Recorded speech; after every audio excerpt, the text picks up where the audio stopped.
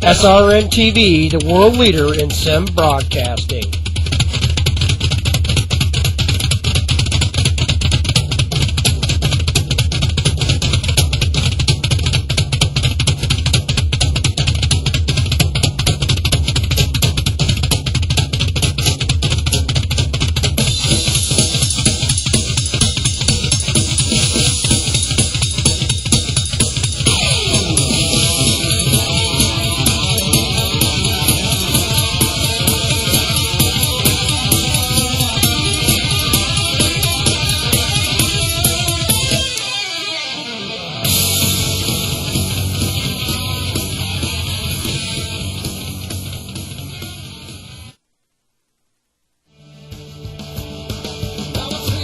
The following broadcast is under exclusive rights granted by the SimRacing Network and associated partners. Any use, reuse, republication, or recording of the accounts and descriptions of this broadcast without the expressed written consent from the SimRacing Network and affiliated partners is strictly prohibited.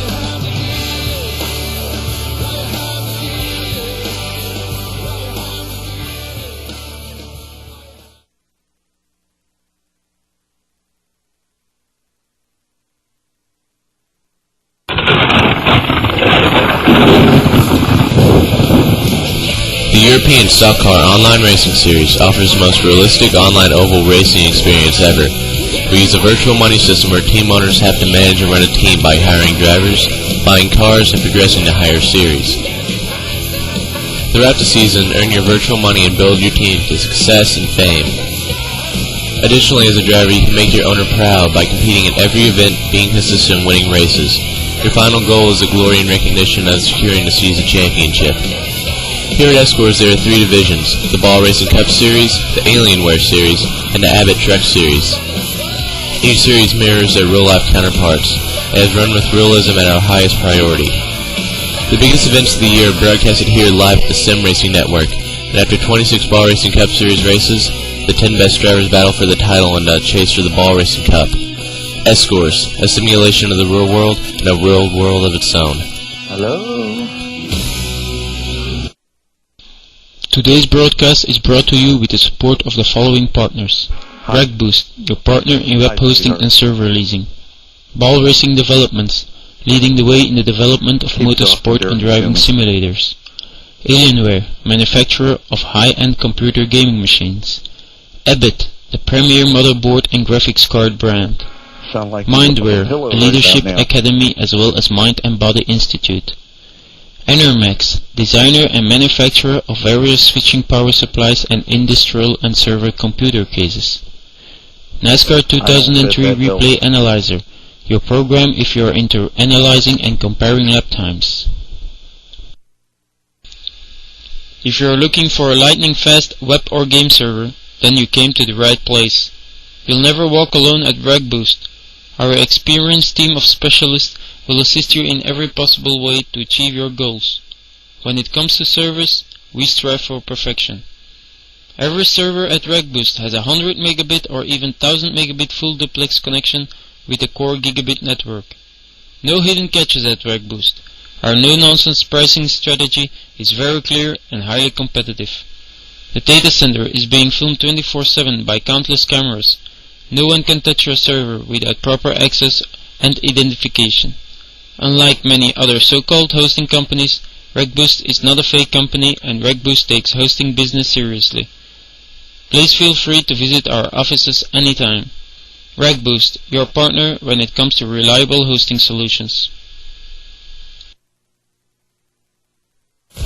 Roswell, New Mexico, 1947. UFO wreckage is discovered and seized by military personnel. It is speculated that the alien technology recovered has been applied to modern-day innovations. To this day, the government denies any existence of alien technology. Alienware high-performance systems feature Intel Pentium 4 processors. A-Bit offers extensive motherboard and graphic card solutions. From the mainstream user who enjoys the nobility of using a quality brand, to the hardcore gamer who wants the blistering power and blazing graphics capabilities that dedicated gamers want. By combining forces with legendary gamer Jonathan Fital1ty, we have been able to focus products specifically for the gamer according to Fital1ty's specifications.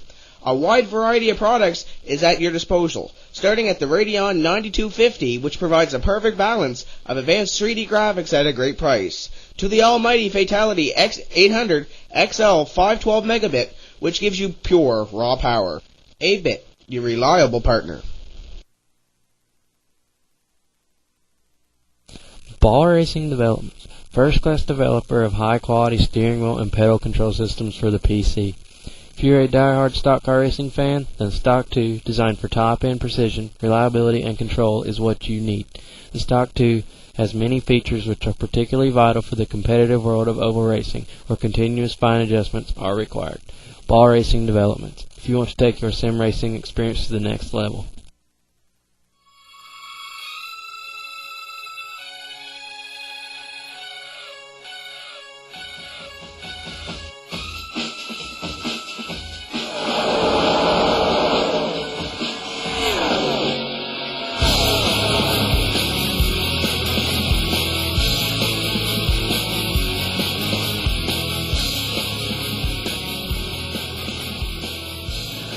Welcome in, race fans, to SRN TV, the worldwide leader in sim broadcasting. This morning, we bring you the ESCORS EAS Fital1ty 250 at the Texas Motor Speedway, presented by A-Bit, your reliable partner. Good morning, my name's Tim Terry, joined by Tom Hoffman, Joe Cortez down on pit road. We have Scott Fairman in the production hauler, and we have a great cast of characters here for the ESCORS Alienware Series, their 7th race of the season, and we have 29 fast drivers ready to hit the green flag, Tom. Yeah, and just to give everybody some insight on what kind of track we're running here, it looks like Texas Motor Speedway. We're talking a lot of speed here. The turns here are banked at 24 degrees. Front stretch will be 2,250 feet, banked at 5 degrees with a double dog leg. And then the back stretch will be 1,330 feet, also banked at 5 degrees. And as we saw last night from the IROC series, the back stretch will be, action-packed. From what I've seen here in practice, a lot of cars getting loose off of turn 2, and then again, we do have a problem, and that'll be that double dog leg in the front straightaway, Tim Terry. I look to see a lot of action in there with people trying to poke their nose underneath the car as they're trying to pass through the double dog leg. And as we said, with the ESCORS Alienware Series, we have a lot of action on the racetrack. This is your Rack Boost Puree show, and that is your official service sponsor for the ESCORS Series. We have your BCS Series, which would be the Ball Racing Cup Series, your Cup division here at ESCORS. We also have your Alienware Series, which is like your Bush League to the Cup Series. And then we also have your A-Bit Truck Series. A-Bit came on this year and started sponsoring that Truck Series, and has been very successful so far this year. So go over there, abitusa.com, and grab one of their video cards. I know Jonathan Fital1ty, one of the gamers that they have over there, they made these video cards, and it's a really, really good product. So head over there and check them out, abitusa.com. They are your sponsor today of the Fital1ty 250. Let's kick it down trackside right now to Joe Cortez down on pit road. Joe, what do you got? Forget what you heard, Joe Cortez, back down on pit road. Ladies and gentlemen, we welcome you to the Fital1ty 250, La Texas Motor Speedway. What more is there to say? This is considered the fastest non-restrictor peg super speedway in the series. Now, what does this mean? Well, this comes with some good news and some bad news. The good news is there's going to be a lot of speed going around here. There's going to be a lot of big green flag runs, and there's going to be a lot of quick movement going around the track. Now, here's the bad news. This is going to be a horrible race for fuel mileage, because these guys are going to be able to run in line, conserve those tires, but the problem is they're going to need to come in for fuel before they'll ever need to come in for tires. So you can anticipate 3 or 4 pit stops just for that alone. Secondly, as with any other super speedway in the series, you're going to have to be afraid of the big one. Now, what's the big one, you ask? Well, for those of you who are keeping score at home, The big one is when everyone collides into each other, leaving only a handful of cars on the track. That's just one of the risks of running a super speedway. So everyone's a little bit on the edge of their seats for that. They're hoping their driver doesn't get involved in that, but you never can tell. This is one of those tracks where it's going to be a 50-50 chance. You're rolling the dice by just getting on the track. So a lot of room for error, but a lot of room for great racing while we're at it. Thank you, Joe Cortez. And as you said, these drivers here have to be a little bit patient running for points here in this 36 race schedule here in the EAS Series. And I have one driver that would know that firsthand. He ran the EAS Series. I do believe he's running the Ball Racing Cup Series also this season, James Krahula. James, welcome on to the show. You know ESCORS firsthand. I know you're a member of the Speed Club over there. Talk about what that program has for ESCORS. Well, the Speed Club is a new program that they set up this year. They wanted a way to help bring more money into the series, into the league, but they didn't want to have to charge everyone this fee. So what they decided to do was put together this program where they'll have shortened race clips, race interviews. They have a little weekly show that I host called Inside Ball Racing Cup. And charging for that, they have access to the server replays and special features like backgrounds and screensavers, and it's a really cool deal. And the best part is, if you don't sign up for this, you still get to race here, but you don't have to. You're not bound by contract to sign any money deals, but you're still able to come out here and do the entire schedule, which I think is really cool.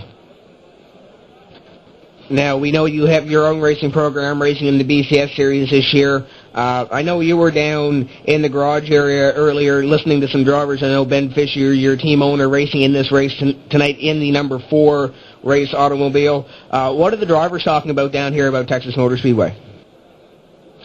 The big topic of discussion this weekend is definitely the wind. It's really playing havoc with the drivers out there. And as soon as I just step outside my hauler, I notice just the wind and about carries me away. So wind is definitely real important. It's real tight in one turn, and it's real loose in another. It's real hard to get a good setup on there. Now, looking forward in the BCS Series, I know you're taking a provisional today, heading down to the Real Texas Motor Speedway here later on today. Talk about your BCS run this season. Where do you think you're going to fare out in points, and what would be a good run later on in the season, taking away a few wins, top 5s, top 10s? What's your goal? Well, I'm not going to run BCS full-time this year. I'm going to make maybe a couple of one-off starts later on in the year. But mainly my main focus this year is to run AVIT Truck Series, running that full-time, running for the championship with my teammate Judson Santiago, who was a champion last year, so he's helped me out there. But that's just our main focus right now, is to get the number 28 Taco Bell Ford F-Series into victory lane. There you go, guys. James Krahula, insight here on the ESCORS Alienware Series and all the ESCORS divisions. We're going to talk to James here now and then throughout the race. And as James said, Tom Hoffman, this series takes a little bit to qualify into these races. We had 2 drivers go home in the qualifying session. The number 22 car, and if I can get my list up here, that would be Kristen Wohler, the Mike and Ike's Candies machine. He's going home early, and so is Jonathan Berthier. That would be the Hard Rock Cafe for Team Ecos. They're going home early. 2 rookies on the field trying to make the field, and didn't exactly get the run they were hoping for in the qualifying session. Yeah, and speaking of rookie points, we'll bring that up here shortly. But I did want to touch on, they were talking earlier, James Krahula was talking about the weather here. The weather right now is clear, 64 degrees, but the wind, and I've got to emphasize this, the wind is out of the north at 15 miles per hour. And to tell you what that's doing to some of the cars, it's pushing them down the front straightaway, and basically it's a headwind going down the back straightaway, and that will play havoc with the cars here all morning, Tim.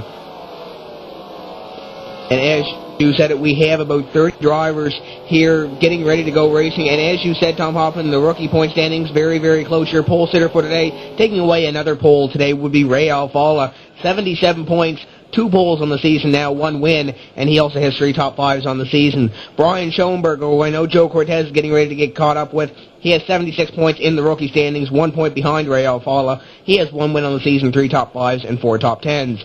Jerome Anima, the number 54 Roadrunners Racing Cheetos Chevrolet, is in the 3rd place position in the point standings for the rookie points, 20 points behind. We talked about Jonathan Berthier not making this race today, so that's going to hurt his rookie chances being in 4th in the point standings. And J.D. Laird driving the Valvoline Dodge Charger today in the 5th place in the point standings in the rookie points. But I do believe Joe Cortez is down trackside. He has caught up with the driver that is 2nd in the rookie points, Brian Schoenberg. 2nd by only 1 point, may I add. With this in this season alone, coming up with 1 win, 3 top 5s, and 4 top 10s. Mr. Brian Schoenberg, the driver of the Monster.com Dodge. Brian, this is a very risky track to run. What's going to be your strategy to stay on pace with everybody out there today? Well, Joe, what I'd like to do is probably run up front, but right now it doesn't look like we have the car to do it, or catch Ray Alfala for Rookie of the Year points or anything. We're just going to ride around here. There's probably going to be a big wreck or two with them all running in these tight little packs with all this draft, because the draft is worth so much here in these Busch cars that there's probably going to be quite a few wrecks. We hope not, but it could happen. There was a big wreck here last November at the start-finish line, and it wrecked 5th on back, so we hope that doesn't happen today, but there's going to be quite a few wrecks today. Well, I mean big wreck. Of course. Really quickly, what are your expectations for today? At first, I was hoping for a top 5, but right now a top 10, top 15 would be a miracle. My teammate J.D. Laird in the 33 Valvoline Dodge has got a really, really good car, so we hope he can get a really good run in today for the team, and yeah, that's about it for about now. Thoughts from the driver of the Monster.com Dodge, Mr. Brian Schoenberg. Good luck to you today, sir. Back to you in the booth. Thank you, Joe Cortez. Have about 4 minutes left before we go down trackside for the playing of our national anthem. Let's cover the point standings, our regular point standings here in the ESCORS Alienware Series. Helmut Eyman, driver of the number 54. Actually, that would be the number 13, Volvo Trucks Ford on the field. He has 849 points this season. No poles, no wins this season, but he does have 6 starts. Ray Alfala, your pole sitter here tonight, 82 points behind Helmut Eyman. 1 left start, but he is still 82 points behind with 2 poles and 1 win. J.D. Laird, we were talking about him. He is in the 3rd place in points in the number 33, 747 points, 102 points behind Christoph Mueller in the number 99. He is your 2004 champion of this series. He is running for 105 points behind him, or 105 points behind your leader. Rounding out your top 5 would be Brian Schoenberg, 109 points behind. That is 4 points out of 4th place. Yeah, sitting right now in 6th place will be the driver, the number 54, and that'll be Jerome Anima. He is sitting right now 110 points back. In 7th, you have Max Gustafsson, and he is 119 points back. In 8th, you have Hendrik Gerhardt, and he is sitting right now 121 points back. In 9th, you have Laurent Delard, and he is 125 points back. And in 10th, we have Tom Splane, and he is sitting 126 points back. So realistically, Tim, early on in the season, it looks like the top 10, in fact the top 15, still have a chance at the title here. Everybody here in the ESCORS Alienware Series has a chance. Anything can happen here with these ESCORS drivers. But speaking about anything can happen, right now the band's getting tuned up trackside. We're going to go down trackside for the playing of our national anthem.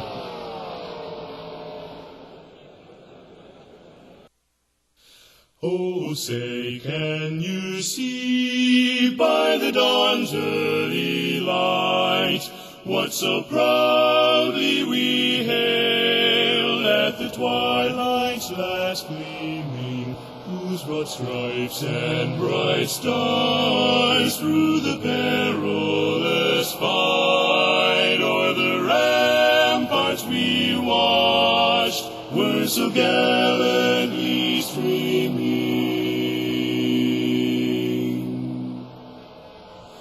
And the rocket's red glare, the bombs bursting in air, gave proof through the night that our flag was still there. Oh, say does the Star-Spangled Banner yet wave o'er the land of the free,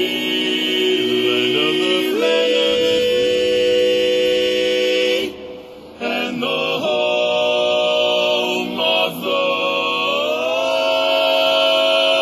brave America.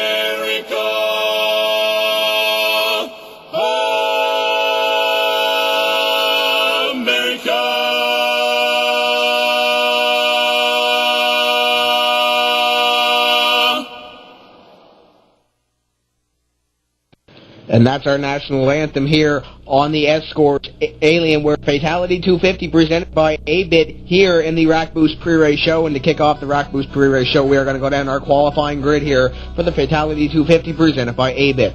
On the pole would be the number 2 for Ray Alfala. He's running second in points. He wants to get up there and get the points lead from Helmut Iman. He qualified on the pole.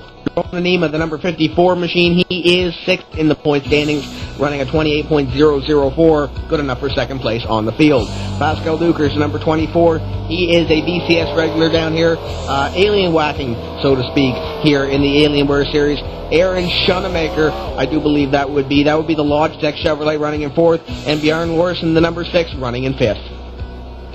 Yeah, and in 6th place right now, you have the number 60 of T-Splane. In 7th, you have the 03, and the 03 will be driven by Brian Schoenberger. In 8th, you'll have the number 16, that's Brian Fisher. In 9th, you have the number 12, and the number 12 will be driven by D Jones. And in 10th, you have the 49, and that'll be F. Kirschenhofer.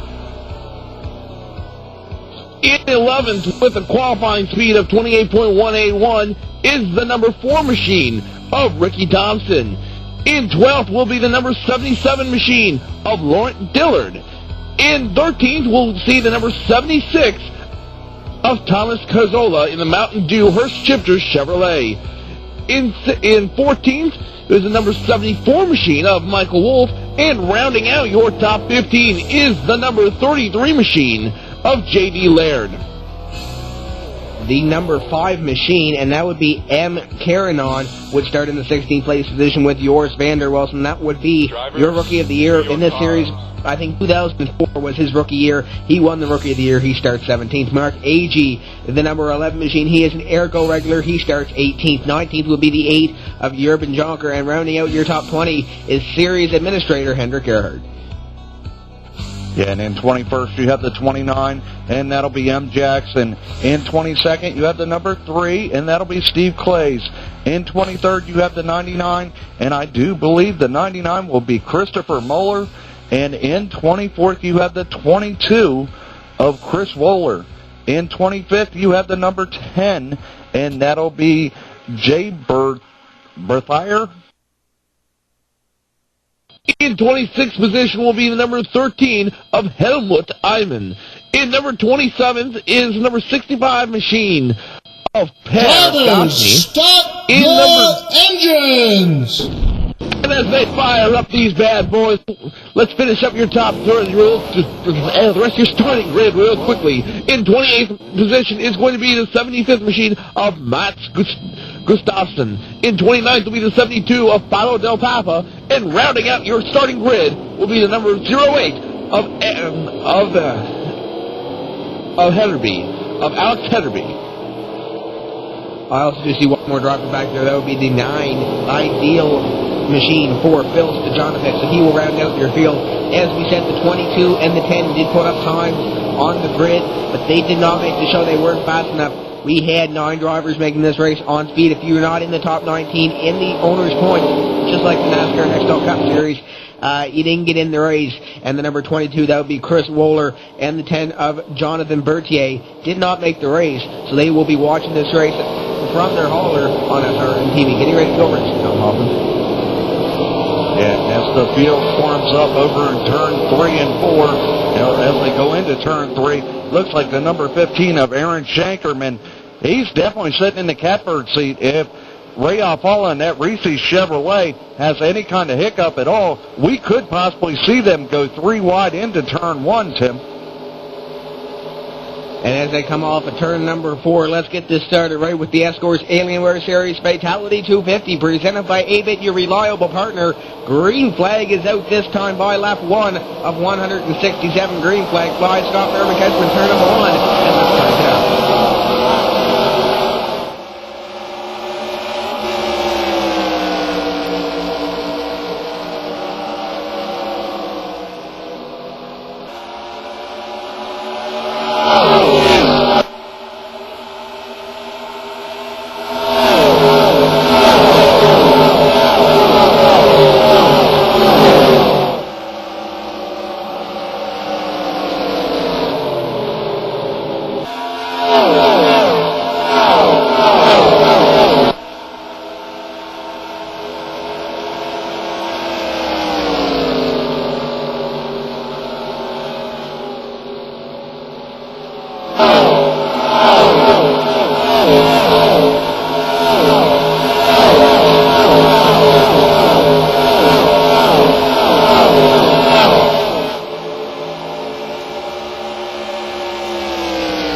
They hit the line to complete lap number 2. We have Ray Alfala and Pascal Dukers basically up in front. Ray Alfala pulling away from Pascal Dukers. I thought going into turn 1 and 2, Pascal Dukers would pull right up on Ray Alfala, but he's falling back, Jim Terry. I don't know. Yeah, it's a long race here, 167 laps, and we're just about ready to complete lap number 3. And Pascal Dukers is a former Alienware Series champion, so he knows how to get the job done. He moved up into the Ball Racing Cup division, and he made the chase for the Cup a few years ago, and I think he finished 8th or 9th in that series, but very strong in the number 69 Thomas Superwheel machine, and very strong here in the number 24 Chevrolet for Pascal Dukers, and he is closing in on Ray Alfala ever so slightly. And then you have that Cheeto Chevrolet for Jerome Anima right behind him. And that number 54, he knows how to wheel a car around the racetrack. I know in his old Ergo days, when he was racing down there, he had a few wins. He won Daytona, I do believe, a year and a half back. And that was really what put him on the map. So he's looking to get another win here in this series to catapult him up into superstardom here in the ESCORS Series. Yeah, in fact, the top 3 have broken away by 3.2 seconds over the rest of the field. In fact, the number 6 is now taking over second spot, and I'm just going to call it, and it will be B. Larson. And he is driving the Ralph Supermarket Ford Fusion. He has taken over 4th position, but the top 3. Now it's 3.4 seconds, and I do believe a yellow is out on the track as we are speaking, Tim Terry. I'm trying to look, and it looks like the 00, which will be J. Bonder Western, and he has spun around over here in turns 3 and 4, just now righting the car, but caution early on. Caution early on. 00 of Joris van der Welsten will be 1 lap down. Ray Alfala comes across the line to get the caution flag and to start lap 7 of 167. So we will have 160 laps to go when they come back by. We'll see if they're going to pit this time by before we head to a commercial break here on SRN TV. Ray Alfala, he's very strong. We saw it in the TSW Online 500. He led a handful of laps early, only to fall back later in the race to Trey Edson. And of course, Trey is one of your BCS regulars, and you can see him later on this season on SRN TV, a very strong runner. He won the TSW Online 500, and I know, Tom Hoffman, you were there. What a great race that was. Absolutely, and he basically showed them what ESCORS is all about with coming through and taking that win. In fact, I do believe he held off the 54, and I'm trying to think of the guy's first name. I know the last name is Woods in the University of Nebraska Chevrolet, but Derek Woods, I'm being told. But at this point, the top 3 have stayed out on the track, and I know Joe Cortez down there. He got those pink Nikes on. And back to 0-3 of Brian Schoenberger. He will be the first one down pit road. So, Joe, here he comes. Here he comes, the number 03 machine, Brian Schoenberg, only 1 point behind Mr. Ray Alfalo, who's leading your race right now, not only in rookie points, but as the pole sitter. He's going to come in. Looks like he's going to take at least 4 tires. Here's what I was talking to his pit crew chief, and here's what he said to me. The idea is we can get a jump on everybody right now, so when the next caution does in fact come out, we'll be good to go. They're doing a little bit of a they're preparing, I guess, would be the best way to say it. They're getting ready for, in case the big one comes out, they're going to be ready to go, and they'll be able to pick up those 5 points for leading a lap when everyone else is forced to come down pit lane for tires.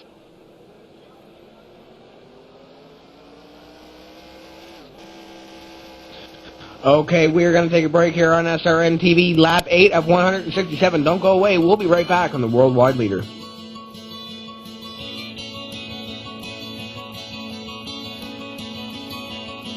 Take my hand, come with me into this crystal scenery and wait till I retain a ticket. You will never have the time. I would love to change your mind. The ESCORS Fantasy Game, a whole new experience in virtual racing. Create a racing team with 6 full-time drivers and 2 bonus drivers of your choice. Each driver has their own value and the team has a limited budget, so you have to choose wisely. Your team will participate in a season divided into 6 segments of 6 events each. Who makes the best choices? Who gets the most bang for their buck? Will you be the team owner who takes the title when the season ends? Take your chances and sign up for the ESCORS Fantasy Game. You won't regret it. Are you looking out for a new dedicated server or co-location to place your own servers? Then check out RegBoost's promotions of the month. Rent rec space or a server at our data center situated in the heart of Europe and be connected to the whole world through the best peerings available. RegBoost, your partner in reliable server hosting. Roswell, New Mexico, 1947. UFO wreckage is discovered and seized by military personnel. It is speculated that the alien technology recovered has been applied to modern-day innovations. To this day, the government denies any existence of alien technology. Alienware high-performance systems feature Intel Pentium 4 processors. Broadcasting more leagues and more events than all the other networks combined. There can only be one worldwide leader, SRN TV.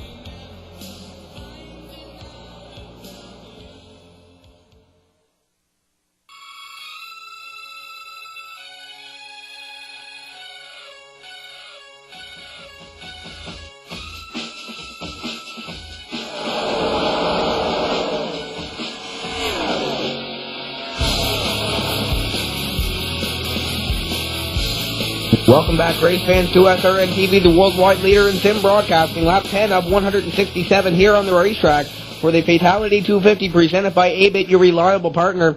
And, of course, this is the ESCORS Alienware series. And we also have a bunch of sponsors here on board here to support this race tonight. We have Mindware.be. That would be your pole award winner, and Ray Alfalo took away that win. He will be your pole standings leader following this race. We also have RegBoost, that would be your server sponsor and your pre-race sponsor for today. Enermax sponsoring your Rookie of the Year, and also Ball Racing Developments here on board for the BCS series, and on board here for this race. And Tom Hoffman, great race we have so far, lap 10 of 167. 1 car, 1 lap down, yours, Vander West, and about to go green flag racing. Absolutely. The field is forming up off of turn 4 right now. Pace car is looking for the entrance of pit road. Will make that hard left-hand turn, and I guarantee you Ray Alfalo will put the hammer down on the Risa Chevrolet as they get ready to take the green. Ray Alfala waiting. Green flag is out. Ray Alfala hammered down and back, got a little loose on that. Pascal Duker spun the tires. No contact made whatsoever, but definitely going to give Ray Alfala some room to basically maneuver that racing Chevrolet as they go through 1 and 2. But Pascal Dukers, even though he spun the tires on the restart, Tim Terry, he got a great run through 1 and 2 and pulling right up on the back of Ray Alfala as they hit turn 3. And that's one thing we're going to have to watch, Tom Hoffman. We saw it on these last about 7 laps that we had that green flag run. Ray Alfala, Pascal Dukers, Jerome Anima, they pulled away from the field and they checked out right now. It's looking like they are, but it's not going to happen because the caution flag is out again on lap 12 of 167.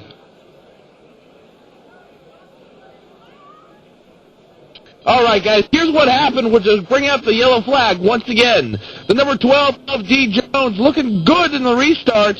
He comes down the back stretch perfectly. However, in turn 3, which we saw as a problem spot just a moment ago, he gets loose, ends up spinning out. Now the bigger, and what's even worse, the number 08 of Alex Heatherby got into him, spinning him around. Both cars have a lot of damage right now. It's going to be questionable if either will stay on track. Tough break for those drivers there. Caution flag number 2 will fly in the racetrack. Your lucky dog will be the 00 of Joris van der Westen. He will get 1 lap back on this restart.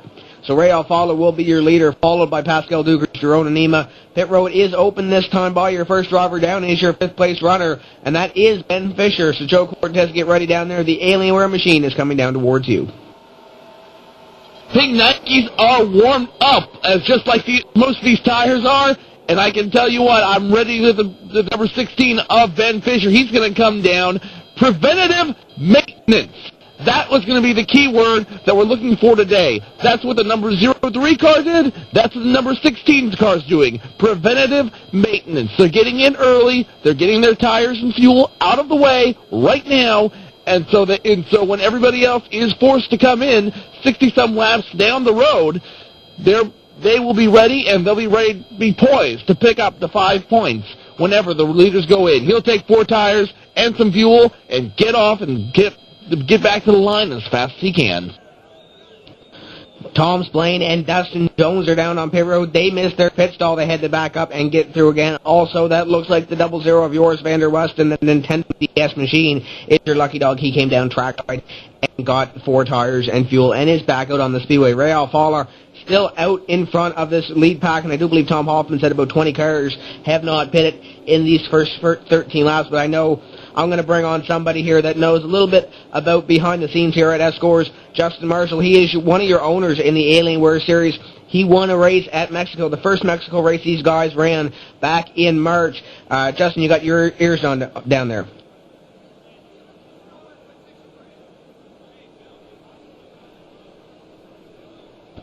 As Justin tries to get hooked up there, he won the ESCORS Alienware Series in Mexico. He won the A-Bit Truck Series. And while we're at it, let's bring on James Krahula one more time. James, this race so far, lap 14 of 167. Ray Alfala, your leader. Do we expect this the rest of the race? Yeah, Ray's a guy that'll run up front a whole lot, even though that he's a rookie. And also, I think Pascal Dukers, who's making one of his rare Alienware starts, will do also good. And Bjarne Larson in the 6 car ran really well at Atlanta, finished third after leading most of the race, and then Rick Thompson, his day ended after he's running real well at Atlanta also. And I think that if you run well at Atlanta, you're going to run pretty well here, so I think those are the guys you need to look for today. And as we said, I think Justin Marshall has his ears down there. The number 15 would be a rookie on the field. That would be Aaron Schenemaker. Justin, that number 15 car, what do we expect out of him?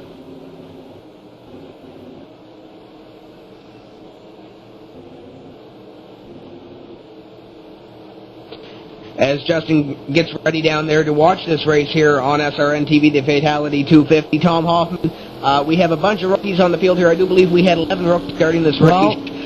How is that going on for these drivers down on the racetrack? So far, you have a rookie out front, and you have several rookies up here in the top 10. Rookies, this track here is actually pretty easy on rookies.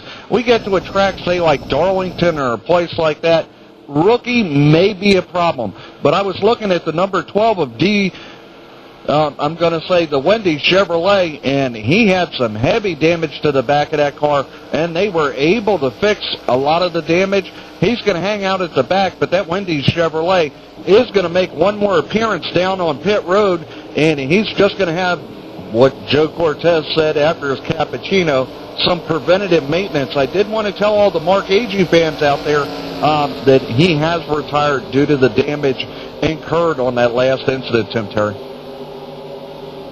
Tough break for that driver there. That would be the number 11. I do believe he owns one of the Airco cars down in one of these ARCA divisions, so to speak, and he won the championship last year with that car. So Mark Agee knows his way around ESCORS and the Airco divisions, so he knows how to get the job done. But right now, he will unofficially finish in the 29th position, barring anything happening coming back out on the racetrack, getting that number 11 fixed.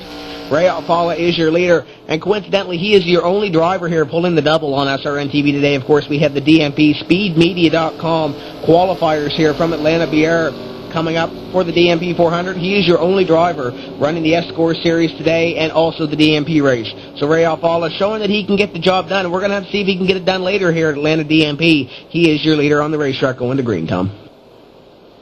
And as the pace car is getting ready to make that hard left-hand turn, pace car makes the left. Ray Alfala right now just basically slowing the field down, waiting for the green flag to come out. Let's see how good he does. Green flag waves. It looks like Pascal Duker's got a good start this time. Let's see how close he can hang with Ray Alfala down into turn 1. I'm watching the number 6 of V. Larson. He threw a heavy block on the 49 of F. Kirschhofer going into turn 1, and that Subway Chevrolet definitely had to get on the binders, but everybody's able to maintain. In fact, we have a battle for the lead going into turn 3. Pascal Duker's down low, Ray Alfala up high. Ray Alfala basically showing some power, hanging that Reese's Chevrolet on the outside. Pascal Dukers was unable to get back into the gas coming off turn 4. And Ray Alfala took advantage of that, regains the first place position as they go through turn 2, Tim Terry. And we saw it here with the Cup cars on Tuesday evening for the DMP series. That hotline didn't really come in during the race, though it did come in on a long green flag run. So we're going to have to see if that hotline will come in for some of these drivers here. I did see the number 49 slide up the hill. That's the number 4 of Rick Thompson drive underneath in that Ford Fusion, sponsored by Lowe's and Hitachi Power Tools. So that will put the number 4 into the 5th place position, or at least try to as they battle side by side for that 5th place position. That would be the number 49 of Kirschhofer and also the 4 of Rick Thompson. Yeah, the 4 of Rick Thompson completes the pass coming off of turn 2. And Kirschhofer right now in that Subway Chevrolet basically forced to follow in behind him, and that'll complete the top 6 right now. In 7th, we have J.D. Laird, the number 33, and he is sponsored by, looks like Valvoline in that 2006 Dodge Charger. A few seconds, or basically a second back, but, running in some wide open space there all by himself. And from what I heard from a lot of the drivers early on, Tim Terry, they're looking to keep cars off of the back end of these cars. Something about being loose here was not a good thing. And we talked about it with the DMP series. The best part, or the best thing about this racetrack, you want to be out front, because the aero push doesn't really affect you out in front of this field. And that's what they were talking about here on the DMP series on Tuesday evening. So if you're out front, it doesn't really affect your car aero push-wise. But if you're in the middle of this field, as the number 15 is about to be passed by the number 74, it looks like, of Michael Wolf, that number 15 experiencing a little bit of aero pushes. That number 74 is all over the rear end of the number 15 and almost into the rear end of the number 15, as the number 74 had to check up very heavily in turn number 3. Yeah, in fact, Aaron Shankerman right now able to maintain the position. And I'm trying to look. I've heard Aaron Shankerman before, but he's driving the number 15 here, sponsored by Logitech. And it's a 2006 Chevrolet. Right now, able to hold off. It looks like M. Wolf in the 74. In fact, it looks like Aaron Shankerman right now may be gaining a little ground on the number 76, and that'll be Kazorda.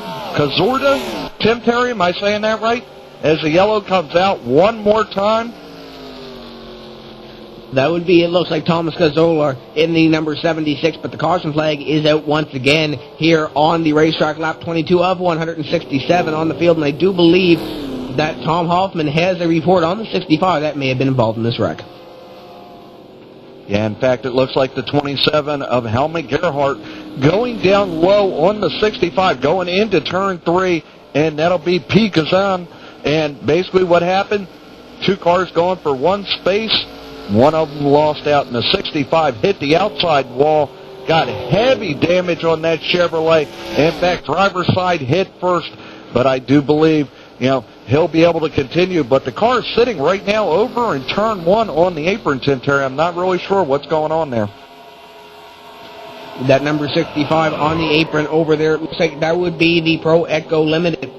The Chevrolet, 2006 Chevrolet, they will tow that car down back onto pit road. So that will be caution flag number 3 out in the Speedway lap 23 of 167. These drivers here getting ready to contemplate whether they will come down pit road or not. But for all your Mark AG fans, he is 13 laps down, but he is back out on the racetrack. So the number 11 machine has succumbed to those electrical problems, and he is out on the racetrack 29, 13 laps down.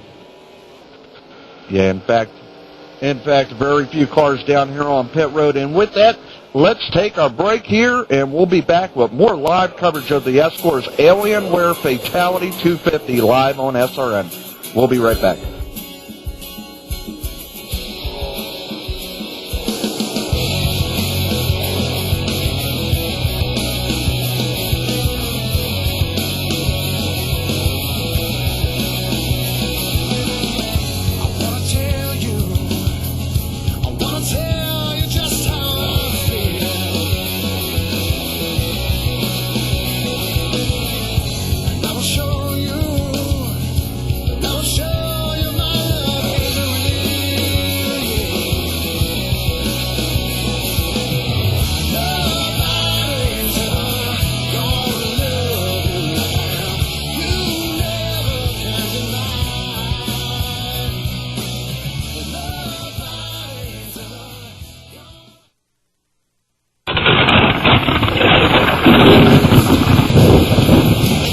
The European Stock Car Online Racing Series offers the most realistic online oval racing experience ever. We use a virtual money system where team owners have to manage and run a team by hiring drivers, buying cars, and progressing to higher series. Throughout the season, earn your virtual money and build your team to success and fame. Additionally, as a driver, you can make your owner proud by competing in every event, being consistent, and winning races. Your final goal is the glory and recognition of securing the season championship. Here at ESCORS there are 3 divisions, the Ball Racing Cup Series, the Alienware Series, and the Abbott Truck Series. Each series mirrors their real-life counterparts, and is run with realism at our highest priority. The biggest events of the year are broadcasted here live at the SimRacing Network, and after 26 Ball Racing Cup Series races, the 10 best drivers battle for the title in a chase for the Ball Racing Cup. ESCORS, a simulation of the real world and a real world of its own. If you are looking for a lightning-fast web or game server, then you came to the right place. You'll never walk alone at RegBoost. Our experienced team of specialists will assist you in every possible way to achieve your goals. When it comes to service, we strive for perfection. Every server at RegBoost has a 100 megabit or even 1000 megabit full duplex connection with a core gigabit network. No hidden catches at RegBoost. Our no-nonsense pricing strategy is very clear and highly competitive. The data center is being filmed 24/7 by countless cameras. No one can touch your server without proper access and identification. Unlike many other so-called hosting companies, RegBoost is not a fake company, and RegBoost takes hosting business seriously. Please feel free to visit our offices anytime. RegBoost, your partner when it comes to reliable hosting solutions.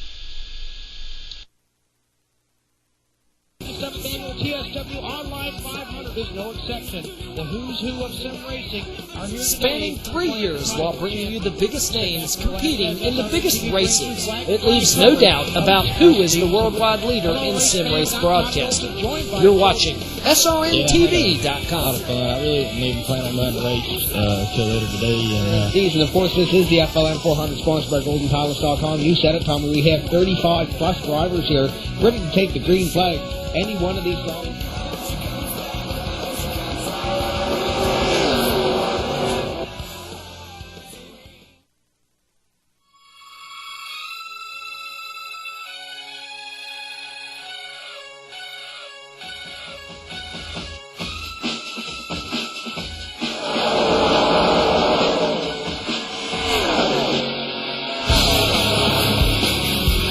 Welcome back, race fans, to SRN TV, the worldwide leader in sim broadcasting.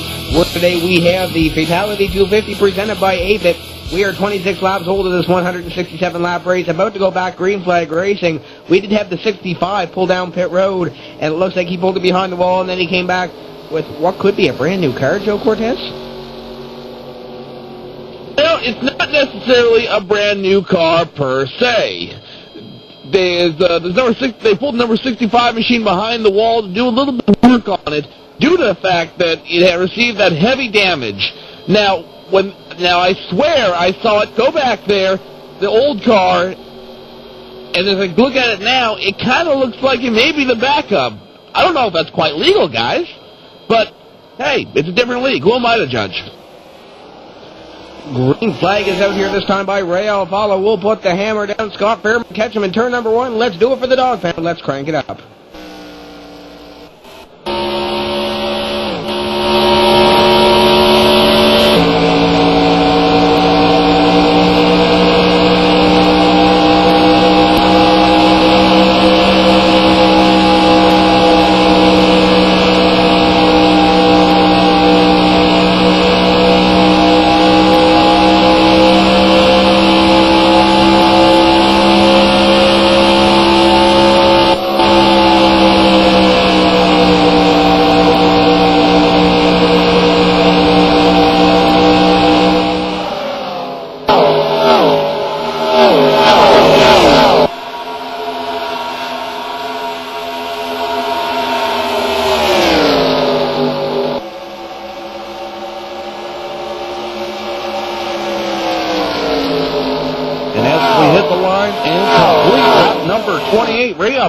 Still showing the way, but yet he has Jay Anima on his back bumper. That Cheeto Chevrolet definitely looking for a place, but I was back there watching Tim Terry. Looked like Pascal Dukers went in there, had a good pit stop, got some tires on that Chevrolet, and he is basically doing the slice and dice to this field.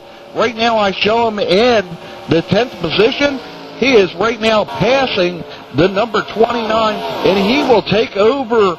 I do believe that will be the 8th place position. So he is just basically hammered down. So he's doing the slice and dice on this field right now with new tires. And you said it, he just passed the Mike Jackson machine. That would be the Brian Yazik Racing number 29 Home Depot Chevrolet, and he just got rid of the number 77. That would be Lauren Dillard in the number 77, so he moves up into the 7th place position, and he's passing a lot of dominant cars in this Alienware series. Ben Fisher is next on his list. That would be the Cobalt Tools number 16 Ford Fusion, and we talk about Ben Fisher being so dominant in this series and in the Ball Racing Cup series, a very strong driver wherever we go, and right now he's about to be passed that 6th place position. Yeah, in fact, Pascal Dukers in that 24 makes the pass going into turn 3. Next, he will set his sights on the number 76, and that's Carzula. And basically, Carzula has nothing to worry about. Pascal Dukers going into turn 1, coming off turn 2. He's just got so much grip in that Chevrolet. Just take a look at him. Turns left, and away he goes down the back straightaway, moving to the inside of the number 76, going into turn 3. 76 has nothing to do but give him the bottom line. So Pascal Dukers, first of your lead lap cars that came out of the pits last time by. Now all he's got to do is make up a lot of time on the front place, guys, and right now it's showing him 3.8 seconds back, but with fresh tires. Tim Terry, here he goes.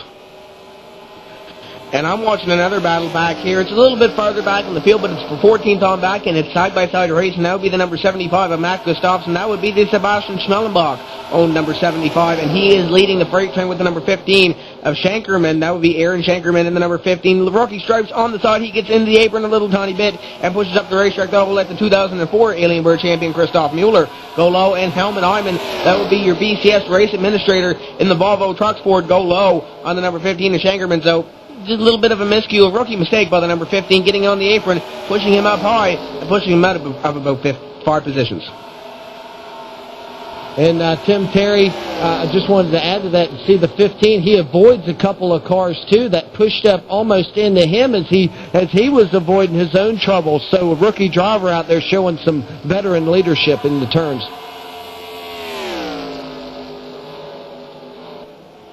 Yeah, and Tim Terry, as far as Aaron Shaker, man, we've called his name over here on SRN before. He may be a rookie over here with ESCORS, but definitely a veteran as far as SRN's concerned. In fact, I'm looking just in front of him, number 3 of Steve Clay's right now, just trying to catch up to the cars in front of him. It looks like Brian Schoenberger in the 03 just in front of him. And, guys, I'm seeing cars get on the apron coming off of turn 2. In fact, the 99 of C. Muller making a move on the number 75 of Mark Gustafson going down the back straightaway. It looks like he has the inside and will pass Gustafson. Gustafson goes high, but they're not giving up in the corners. He's hanging out there to the high side and making it hard. And as we said, that high line, once we get a green flag run, once we get a little bit of rubber on that high line will come into effect. But some of these drivers, as you said, driving the corners fairly hard, getting down the apron a little tiny bit, that's not exactly what you want to do. You can get on the apron just a little tiny bit and not upset your car, but if you get down there, upset your race automobile, that could go flying towards the wall and taking out a few drivers. And as Joe Cortez said, the big wreck could ensue following that. So we're going to have to see what happens here. We have 4 drivers within a second of each other up in front of Ray Alfala, Jerome Anima. That would be the 6 car of Bjorn Larson, and also the number 4 teammates, the 6 and the 4 of Bjorn Larson and Rick Thompson. Yeah, in fact, I'm watching a battle here for 7th, 8th, and 9th, and the 49 of Kirchhoff there is basically in that Subway Chevrolet. He almost got to the back of the number 77, and that'll be L. Dillard. L. Dillard right now going to the inside of lap traffic, which would be the number 7 or number 12, and that'll be the Wendy Chevrolet, having some heavy contact with the outside wall, just trying to give room to the lead lap cars. Looks like he's got more damage on that Wendy Chevrolet there, Tim Terry. And that Wendy Chevrolet going down the list here, it looks like he's barely meeting minimum speed on this racetrack. It's 31.334 seconds a lap, and he's barely meeting that, pulling 30.7 laps on the race course. So that Wendy Chevrolet of Destin Jones still meeting the required minimum speed as he comes along this time by, and he's barely under the radar here for the ESCORS Alienware Series Director and Series officials. Yeah, and you want to talk about a car that's dropping like an anchor. The number 77 of L. Dillard, he got to the high side and was unable to control his car, and basically, a lot of cars basically went by him, and we have another caution out on the track. I'm trying to find out exactly what happened here, but it looks like the 00 of J. Von der Westen got into the outside wall coming off of turn 4. It looks like a single car incident, but I do believe there was another car behind him that may have been involved. Tim Terry, did you catch all that action there? I didn't catch all of that there, but I do believe that the number 00 of yours, Van der Westen, did spin into the middle of the infield and drove it across the grass and went straight behind the wall with the 00. So the Nintendo DS machine is out of this race. Not sure if he had any bit of help from the drivers behind him, but Ray Alfala, speaking about being out front, he is your leader, and I don't think he's pitted this race. So we might see Joe Cortez get fairly busy down here on pit road as he gets those pink Nikes tuned up and getting ready to go down there on pit road is the number 2, Reese's Chevrolet. Looks like he will come down pit road this time by, and Joe Cortez pit road, a very busy place down there. And I'll tell you why it's a busy place, Tim Terry. These cars can run somewhere between 60 and 65 laps on a full fuel run. Now, what does that mean for these guys? These guys who are just pitting right now, they were hoping that this yellow flag would come out so that they could be able to get on and get off pit road without any major difficulties. The number 2 of Ray Alfala, where I'm standing at, they're a very relief pit crew right now because they've got a fast car that they wanted to pick up as many laps as they could with. So even if they didn't end up winning the race, they would be in prime position to defend their Rookie of the Year standings and the race standings. He'll take only 2 tires.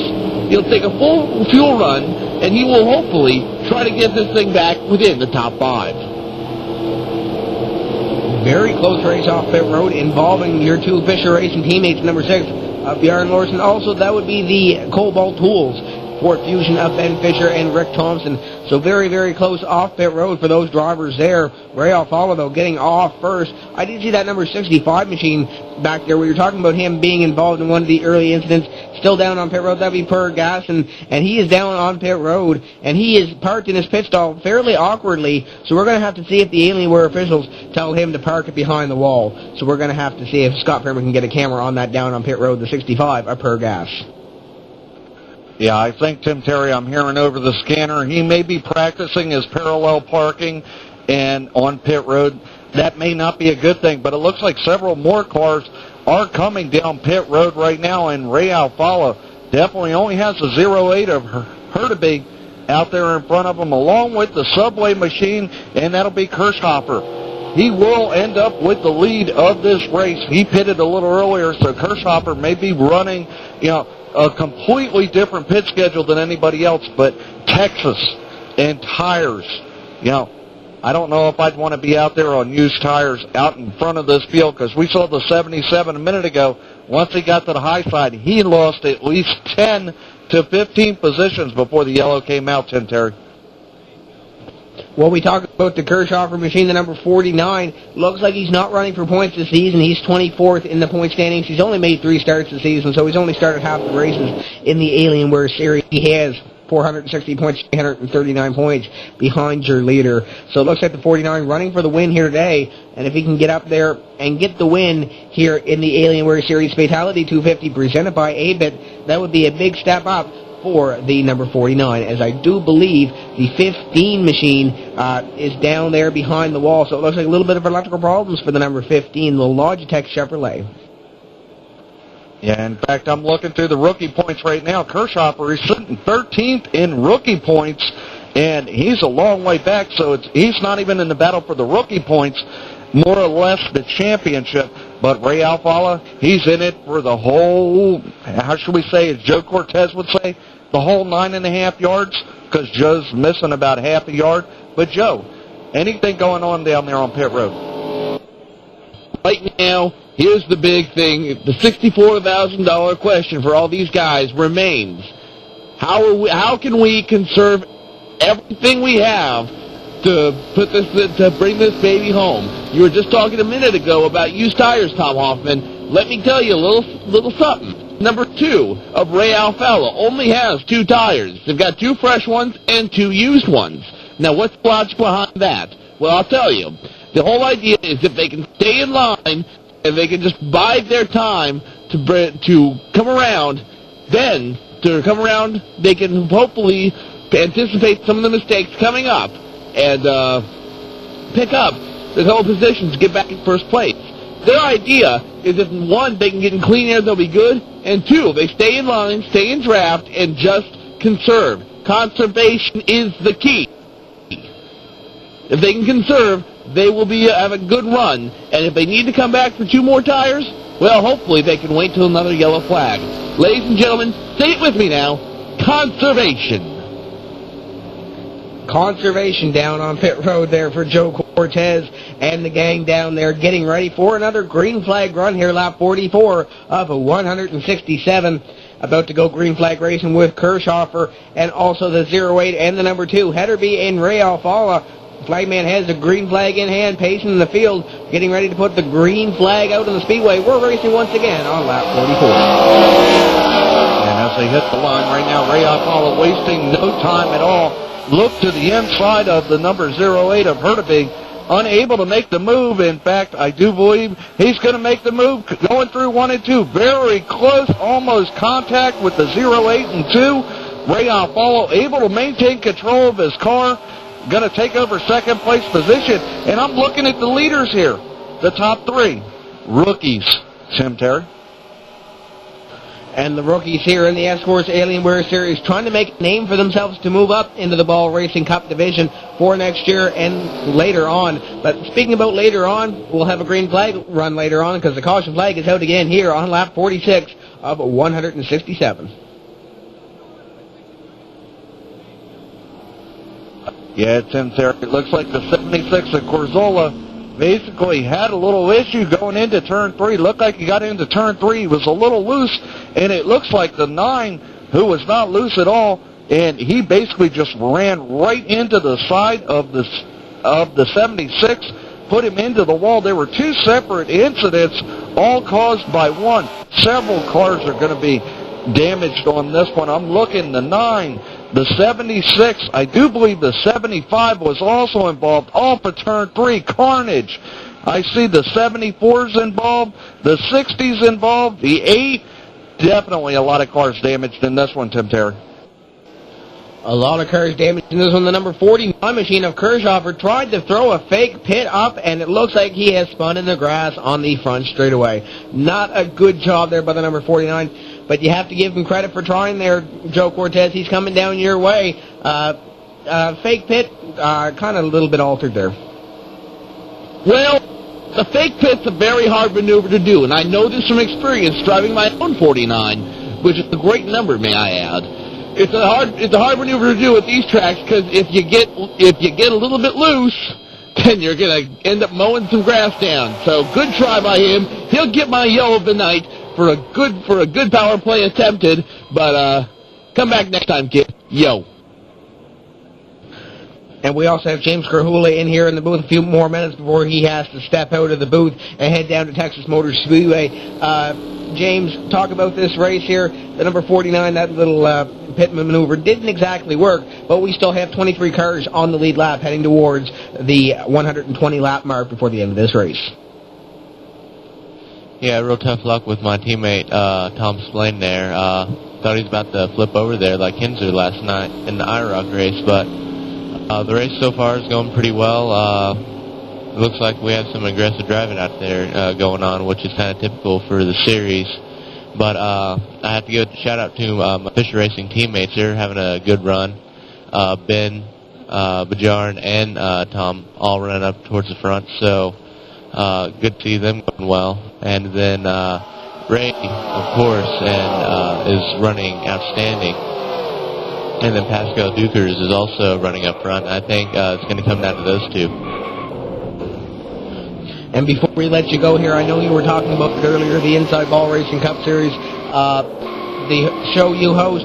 I know you have to have Speed Club in order to get that. And how do you get the Speed Club membership once again? You go to www.escorsracing.com and you're able to click on the Speed Club link, and then you're able to sign up there. It's I think €30 for the entire year, so that's around $35 American, I think. And then you get access to a whole bunch of cool stuff. You get video feed, you get the server replays, so it's a real cool deal, and it's a great thing that ESCORS added this year. There you go, guys. ESCORSRacing.com. Get over there, sign up, and support the ESCORS Racing Series. And if you want more races here on SRN TV, that might be the way to go here for the ESCORS Racing Series. So head over there, ESCORSRacing.com, get signed up, and we might see some more races here on SRN TV. Thank you very much, James, and have some fun down there in Texas this weekend. Thank you guys for having me, and you have some nice food up here in the Executive Lounge, so thank you for letting me stop by. Yeah, Tim Terry. I figured the 49 at Kirchhoffer would have made his way down to his pits and changed the tires after the failed attempt at the, how do you want to call it, the fake pit stop there. In fact, coming off turn 4 right now, looks like Kirchhoffer in the 49 Subway Chevrolet headed down to the pits, and Joe Cortez, he's coming to you, and I hear his crew chief is not happy about the little lawn mowing expose off of turn 4. I will reserve the saltier comments for when you and I have a chance to talk, but I will tell you this. Of what English I did understand, I wouldn't repeat in front of my mother or anyone who hasn't spent time in the Navy. Again, the fake pit stop can be a great maneuver if you know what you're doing, but here they're so difficult because you're coming off turns 3 and 4 with such a high amount of speed that if you don't do it right, you're going to get loose and you're going to go flying away. The number 49 of F. Kirchenhofer will take 4 tires, a little bit of fuel, and he'll get back out there and try to make up some time on this track. And speaking about making up time on this track, we're about to make time as we go green flag racing in turns number 3 and 4.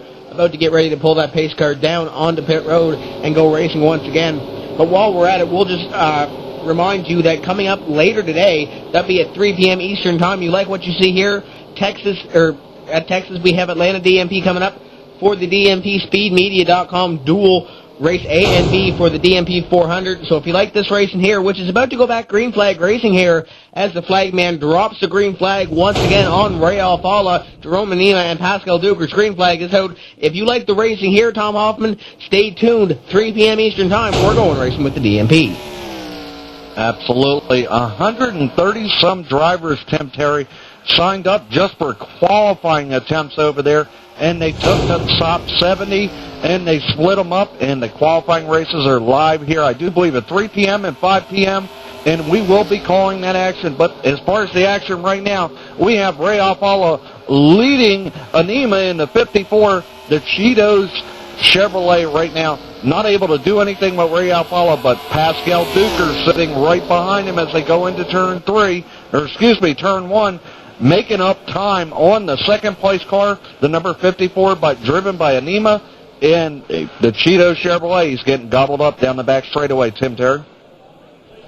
And as you say, that number 54 machine of Jerome Anima, watching him before in the Airco Series and in the Truck Series, the former starts that he's made in those series, he reminds me a lot of Johnny Benson. He'll be very, very conservative, he'll be consistent, not get into anybody's way unless he absolutely has to, and it's do unto others as they do unto you for the number 54 machine, being very consistent, being very patient up there in the second place position, and if he has a run on that number 2 Ray Alfala, he'll take it, but he doesn't want to use the bumper to get past that number 2 machine, so it reminds me a little bit of Johnny Benson in that number 54 machine. Yeah, and let's not forget about Ricky Thompson back here in 5th place right now.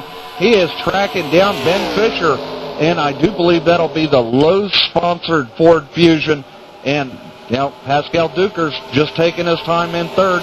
The 76 of Jerome Anima sitting in 2nd, but Ray Alfala definitely showing his power here at Texas Motor Speedway, and he is basically stretching it out right now.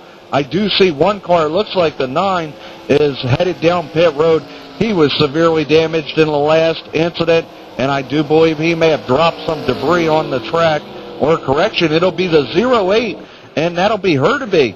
In the 08, looked like he had a problem over here in 1 and 2, and I'm trying to get back to where I can see the replay here. I do believe Joe Cortez has caught the replay for us. Well, thank you very much, Tom Hoffman. Here, let me tell you what went down from my vantage point on the pit road. And going in turns 1 and 2, the number 08 machine of Headerby looked okay going in, but something got loose. You go in at such a high speed, and I'll be honest with you, something's got to give. So you'll end up getting loose, spinning around, and that will bring up the 6th flag over Texas. Caution flag number 6 on lap 54 of 167. We'll wait and see if some of these drivers come down pit road, and it doesn't look like they will be coming down pit road, at least for the few front runners. So we are going to take a break here on SRN TV. Don't go away. We will be right back. Lap 54 of 167.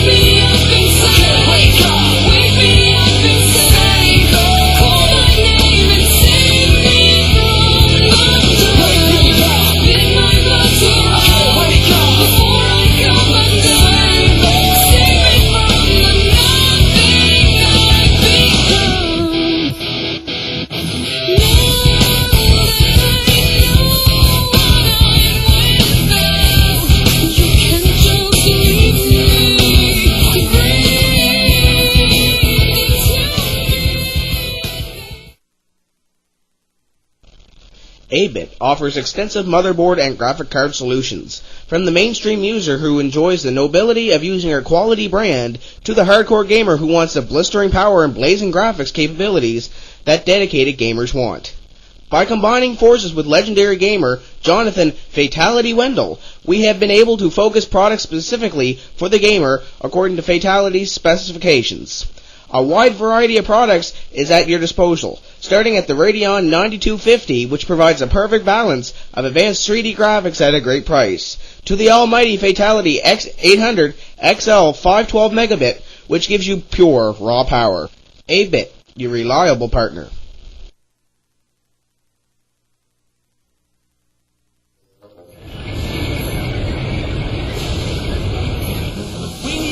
the squad inside, free those Brits, and then take control of the fort.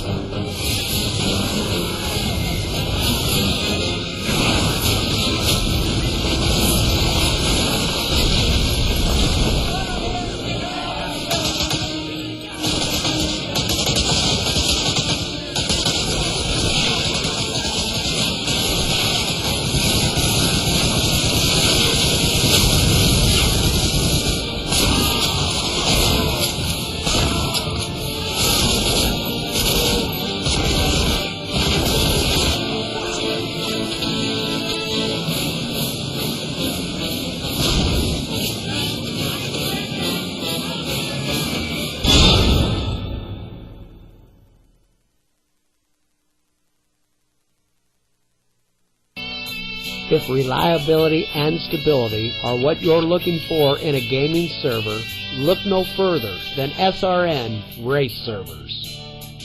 If ease of use and full control over your server options is a must, SRN Race Servers is the one for you.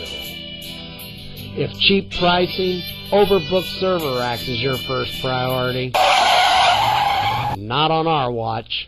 Hey, we have to draw the line somewhere. With SRN Race Servers, you get great race servers, consistent uptime, reasonable rates, everything that you want. SRNservers.com. Come on over and take a test drive today.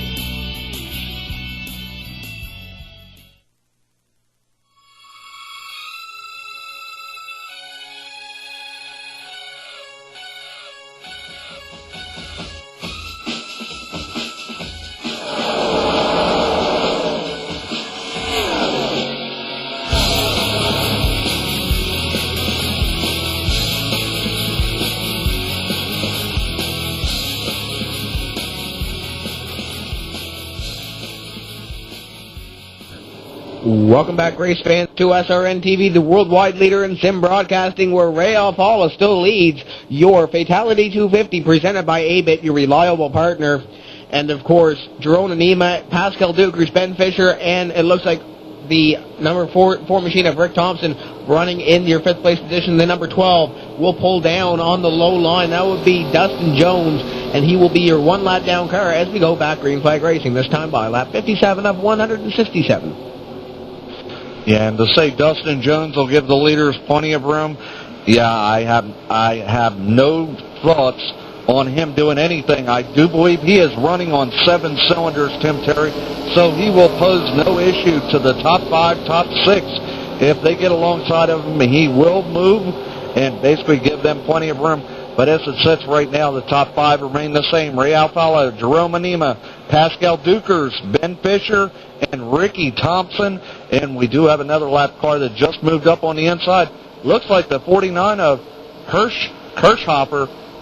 He's basically pulled to the inside. I didn't know he went a lap down. But green flag comes out. Ray Alfala is gone.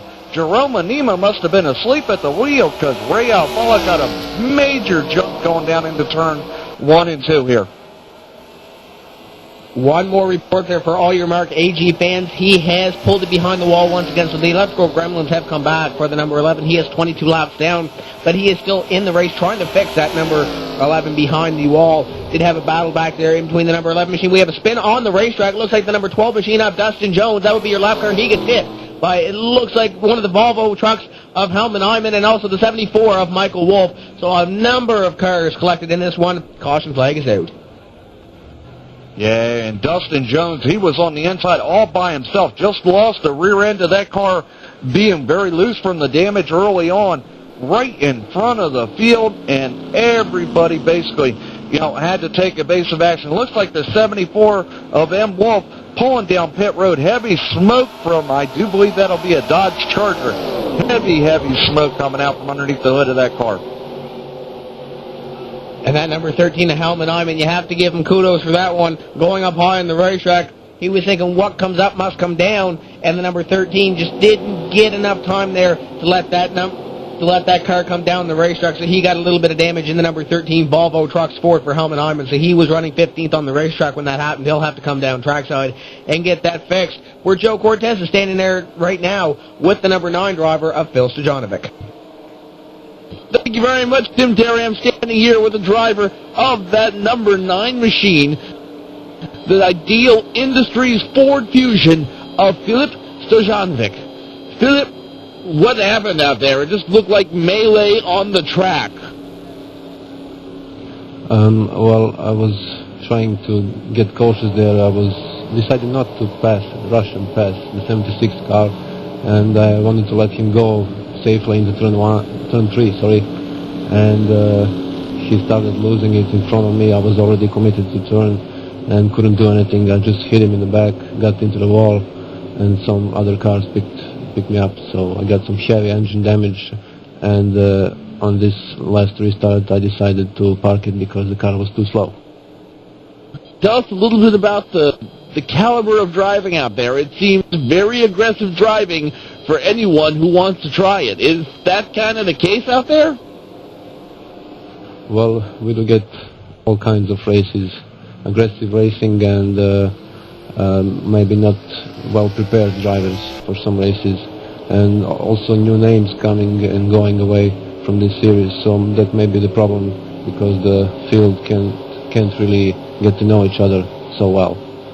So I think this is the main problem with a number of cautions sometimes. Those are thoughts from the driver of the number 9 machine, the Ideal Industries Ford Fusion, Filip Stojanovic. Good luck to you next week, sir. Back to you in the booth. Thank you.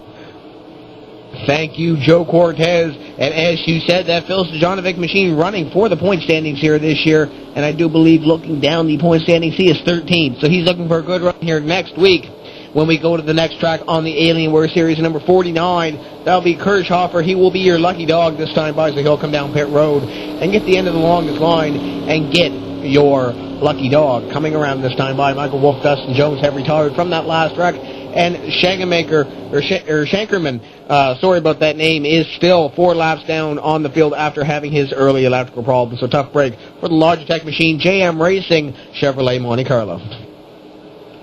Yeah, and what I'm looking at right now coming off turn 2, looks like we're going to have another lap under caution.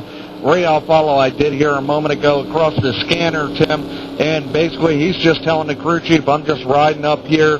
The crew chief asked him if he wanted to come in and get 4 fresh Goodyears put on that Chevrolet and get back out there with a full fuel run, and Ray Alfalo said, not right now.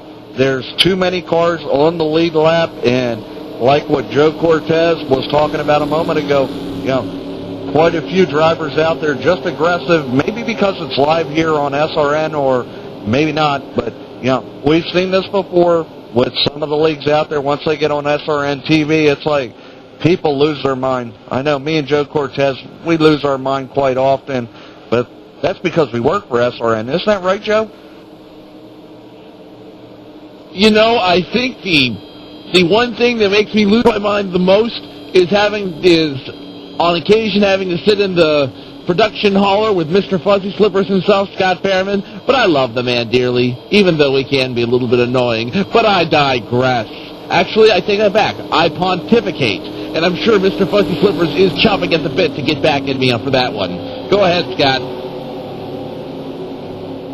I was just going to say, every time Joe comes down here, he always has to put spritzer in the water and takes all the flowers off the table. So I'm not really sure what's going on there. But speaking of, what did you say that was? Participating? We're participating in the race but too. I pontificate.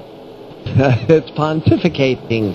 Nonetheless, I'm anticipating a green flag being thrown here on the next lap. Hopefully, these guys will run these last 100 laps under green. It's some good drivers out there and a great track to have some racing. It looks like just trying to get some of these butterflies out early. And I think Brian Schoenberg said it earlier, these drivers are trying to catapult themselves up into the BCS series. So these drivers trying to get into the spotlight here on SRN TV and show the skills that they have to get up into that high level in the ESCORS Series. That would be the Ball Racing Cup Series, and they race their race following this race. So we're going to have to see next time we get on SRN TV with the ESCORS Series who comes away with that one there at Texas Motor Speedway. But right now, Ray Alfala will lead your field to the green flag here coming out of turn number 4. Jerome Anima, Pascal Dukers have been the top 3 ever since basically we dropped the green flag, with Ben Fisher and Rick Thompson rounding out your top 5. Green flag is out this time by We Are Going Racing. Scott Fairman Ketchman, turn number 1, and let's do it for the dog pound. Let's crank it up.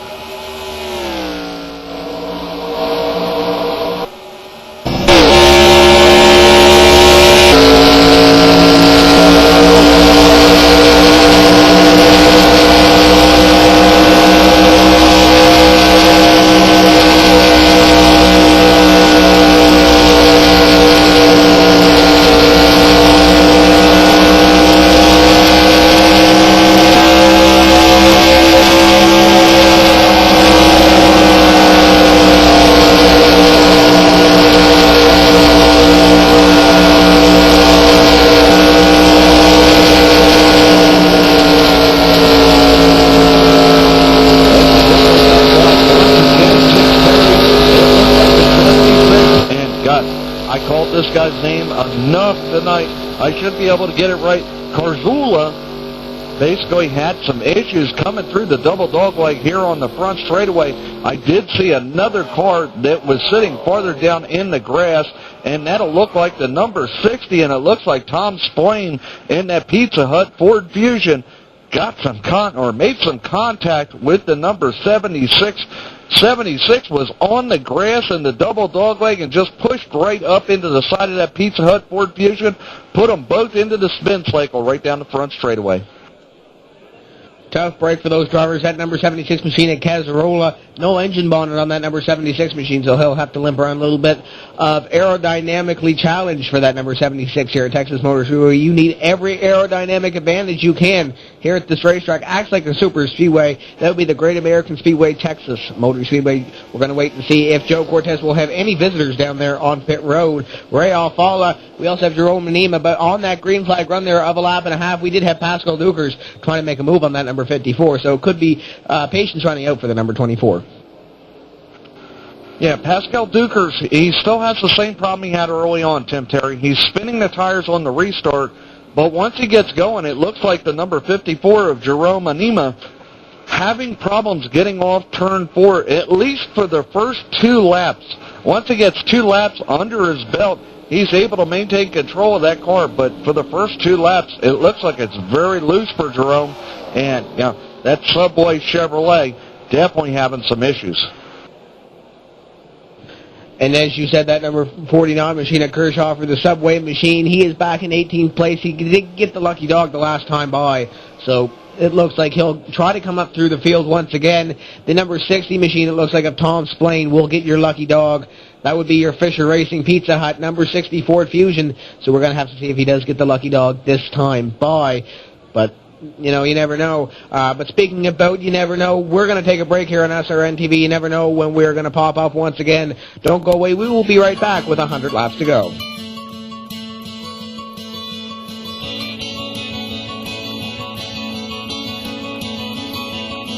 Take my hand, come with me to this crystal scenery and wait till I retain the ticket. You will never have the time. I would love to change your mind.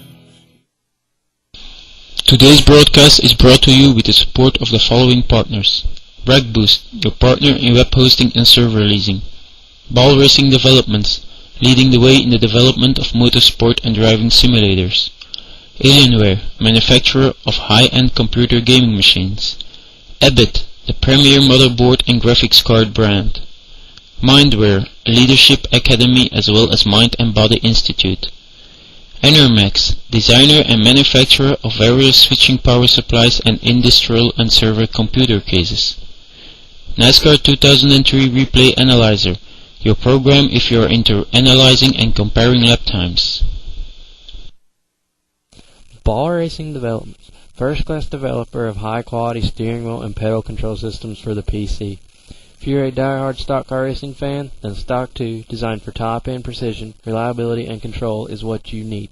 The Stock 2 has many features which are particularly vital for the competitive world of oval racing, where continuous fine adjustments are required. Ball Racing Developments, if you want to take your sim racing experience to the next level. Are you looking out for a new dedicated server or co-location to place your own servers? Then check out RegBoost's promotions of the month. Rent rec space or a server at our data center situated in the heart of Europe and be connected to the whole world through the best peerings available. RegBoost, your partner in reliable server hosting. Roswell, New Mexico, 1947. UFO wreckage is discovered and seized by military personnel. It is speculated that the alien technology recovered has been applied to modern-day innovations.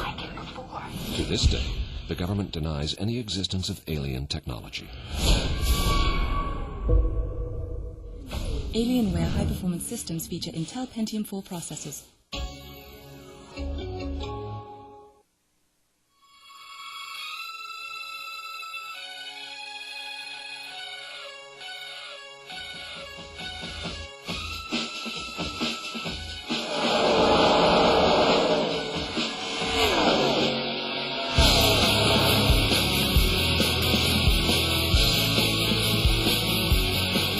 Welcome back, race fans, to SRN TV, the worldwide leader in sim broadcasting. Ray Alfala is your leader. Jerome Meneum, Pascal Dukers, Ben Fisher, and Rick Thompson round out your top five here in the ESCORS Alienware Fital1ty 250. And it looks like, Tim Terry, they're forming up behind the pace car in turn 3 again. And the pace car, I heard this time when they bring it in, they're going to change all 4 tires. Looks like even the pace car is wearing out the tread on the Goodyears. So, with that said, field forming up in 3 and 4 right now. Ray Alfalo pulling up behind the pace car, trying to encourage him, get off the track. Looks like he got a flat. But without further ado, pace car is making that hard left-hand turn.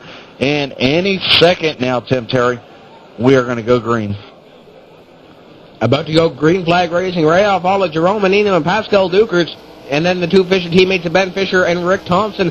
We are green flag racing. Ray Alfala puts the hammer down one more time, and he gets a great restart off the number 54 by about 5 or 6 car lengths off the Cheeto Chevrolet.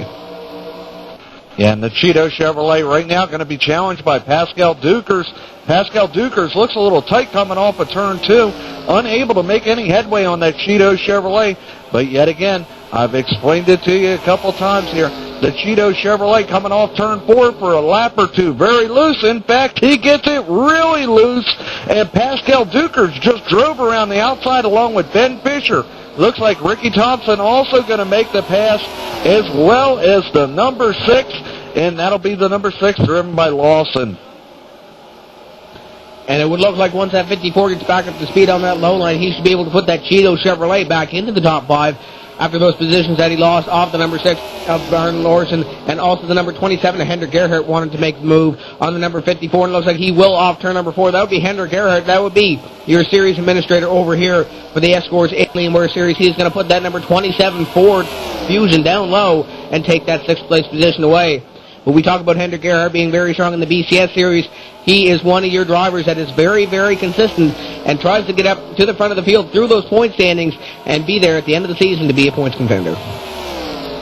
Yeah, in fact, we had a change for 3rd place as well. Looked like Ben Fisher got passed by Ricky Thompson.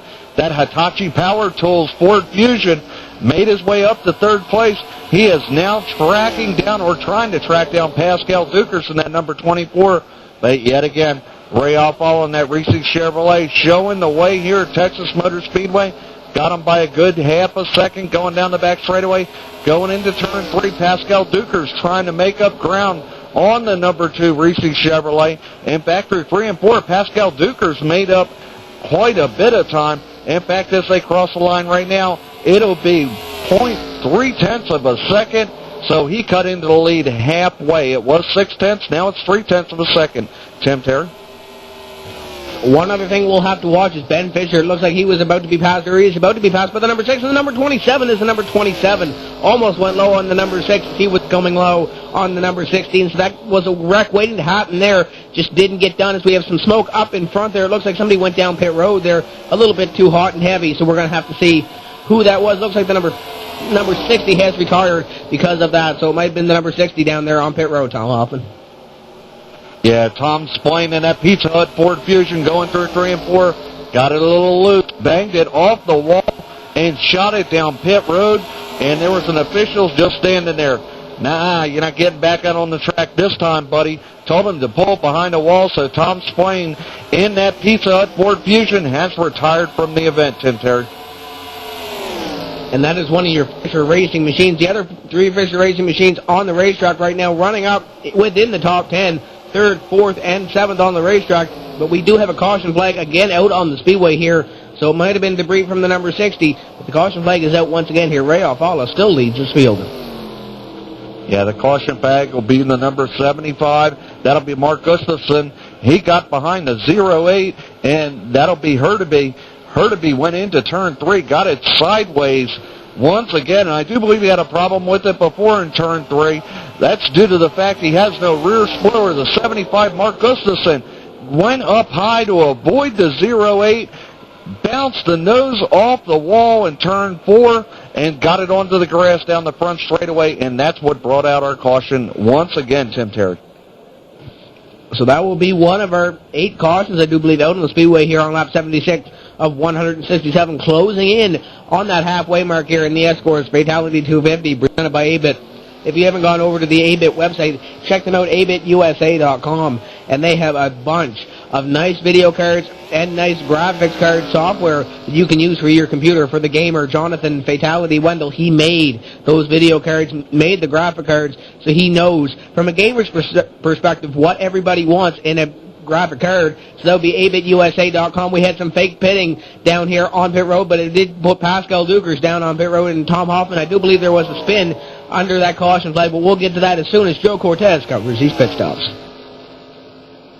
Thank you very much. I have to admit I'm kind of a big deal around here, but I would never in my wildest dreams ever think about being handed the mic before Tom Hoffman, because he is a guru of sim racing. Pascal Dukers in the 24. Again, the same thing I was talking about earlier. Preventative care, guys. They're getting these cars ready, so when they do have to, when it seriously does come down to a pit, or should it ever actually come down to a point where we have a green flag run for more than 20 laps, we should be set. These guys should be set to make the runs, so they won't have to pit under green if it comes down to that. But these guys are getting preventative care right now. They're getting in, they're getting their 4 tires, they're getting their splash of fuel, they're getting their cold beverage, and they're getting out in the track. They may lose some position now, but they will make it up in the long run. Yeah, and I just wanted to touch on Mark Gustafson. His troubles not only started over in turn 3 and 4 going high and nosing it into the outside wall off of turn 4. Later on, he was trying to catch up to the back of the field on the back straightaway, and it looked like he tried to pull a Steve Kinzer back there, just missed the inside wall, but man, did he slap the outside wall with the driver's side under caution, just missed the 08 pulling up to the back of the field. But that Discount Tire Company Dodge Charger headed down pit road right now, and Joe Cortez, they need a lot of work on that Dodge. This Dodge, I think, has the most and biggest reason to come down pit road. With everyone else, they're like, guys, you got to race before we give you new tires. With this one, it looks like it's in a little bit of trouble. They got a little bit of damage. Well, who are we kidding? A lot of damage. They're coming out there with saws. They're coming out there with baseball bats. They're coming out there. Is that a hockey stick? They're fixing whatever they can on this car. At this point, this crew doesn't want anything more but to get out there and finish this race on good standing so they don't have to qualify next week. Hopefully. And as you said, they have to be in the top 19 in the onus points in order to be locked into this field. Just looking up the standings here, the number 75, that would be a Sebastian Schmellenbach-owned machine. He was in on owner's points this week. So the number 75, he wants to continue to be in that top 19 in the owner's points. And in order to do that, he has to turn in a good run here today in order to be in the top 19 for next week. So the Sebastian Schmellenbach machine, he is still in there. And also the number 76 machine of Thomas Cazorla, he is another Sebastian Schmellenbach Motorsports machine, I do believe. So Sebastian Schmellenbach having two cars in this field. And as we said, he is your 2004 BCS champion. Yeah, in fact, both those cars have damage out on the track right now, Tim Terry. So if they've got to be in the top 19, they better really hope that, there are more cars to drop out than what are out there right now. We're showing 20 cars right now still on the lead lap. We have the 76, Corzola, right now in 21st position. He has one lap down. And then we have the 15 of Aaron Shankerman at 1.5 laps down. He is now 3 laps down. And if we keep going, he could be back on the lead lap, and he could be one to watch later on in this event this morning. And as you said, he is one of your rookies on the field, one of the 9 rookies that made this field, so we're going to have to see if the number 15 machine of Aaron Shankerman can get up there, get a few of these laps back. I know he made one up by himself under the green flag, and then he made one up through the lucky dog, so we're going to have to see, as you said, Cazzarola, he's going to get the lucky dog next time by if we do get a caution flag very quickly. And he's hoping that we do, but we're hoping we get a long green flag run here on SRN TV, lap 79 of 167. Yeah, and at this point, the field is forming up behind the pace car over here in turn 3. And it looks like Ray Alfalo, he is one of the only ones left out here that didn't pit on that stop there. Or if he did, he got out. But I do see the number 29 right now. Looks like Mark Jackson.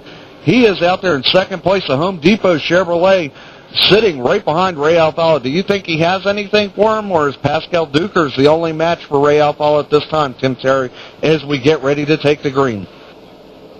Ray Alfalo very strong on the restarts. The green flag is out once again, and he shows he is the king of restarts here in the ESCORS Alienware Series. He puts the hammer down. He is out by about 3 car lengths before they even go into turn number 1. The number 29 machine, that would be the Brian Yajic Racing Home Depot Chevrolet for Mike Jackson, and he will be sliding up on the high line, letting Pascal Dukers go low, but not without a fight. He'll put that number 24 into the second place position, along with the number 4 of Rick Thompson. Ben Fisher and Jerome Manima will follow him down past the number 29. As the 29 train's leaving the station, as the number 54 gets on the apron, a little bit loose with the number 54 Cheetos machine, and he will lose many positions. The number 3, or the 03, comes across the grass spinning. No caution as of yet, but he comes across the track, and the 5 machine, he gets that caution flag. Is out. Carnage on the front straight. Oh, and I'm telling you, I saw a car. I can't pick the number, but I did see a car that got airborne. It looks like Aaron Shankerman also involved. The number 15, we were just talking about him, Tim Terry, also involved in that. Looks like the number 5 of Karanen, he's involved. The number 3 of Steve Clays. The number 75 of Mark Gunnarsson, he is also involved. We have at least 7 cars right now, and it looks like the number 8 of Jonker, he has retired due to the contact, and I do believe that car was airborne, Tim Terry. Well, it looks like to get that wreck started there, the 03 machine of Brian Schoenberg tried to go up the racetrack just a little bit to make sure from not hitting the 54 of Jerome Manima, who was a little bit loose with the apron on the low line. He spins the number 3 out, comes down across the grass, and hits the number 54 of Jerome Manima, and it was looking good. We had no caution until the number 3 comes back out on the racetrack and collects a few other cars. I do believe the number 5 was the first one to hit the 03, and also the 3 of Steve Clays. It looks like the 75 of Matt Gustafson, the number 15 also involved. Peo de Papa in the number 72 machine, now brightly colored Air Jamaica Vacations machine, also involved in that wreck, as numerous cars are involved. The number 8 machine, as you said, a Yerban Jonker, he will be retired from the race. Tough break for the number 8. Yeah, and the 08 of Alex Hurtubise also involved. He got towed back to the pits and sitting there, so it looks like Mr. Clean Auto Drive Ford Fusion definitely not too clean right now as he sits in his pit stall, and I do see an official standing in front of that car, so he has some kind of pit infraction. I do believe he pitted too early as well, so, definitely not a good night for Hurtubise today, or a good day for Hurtubise.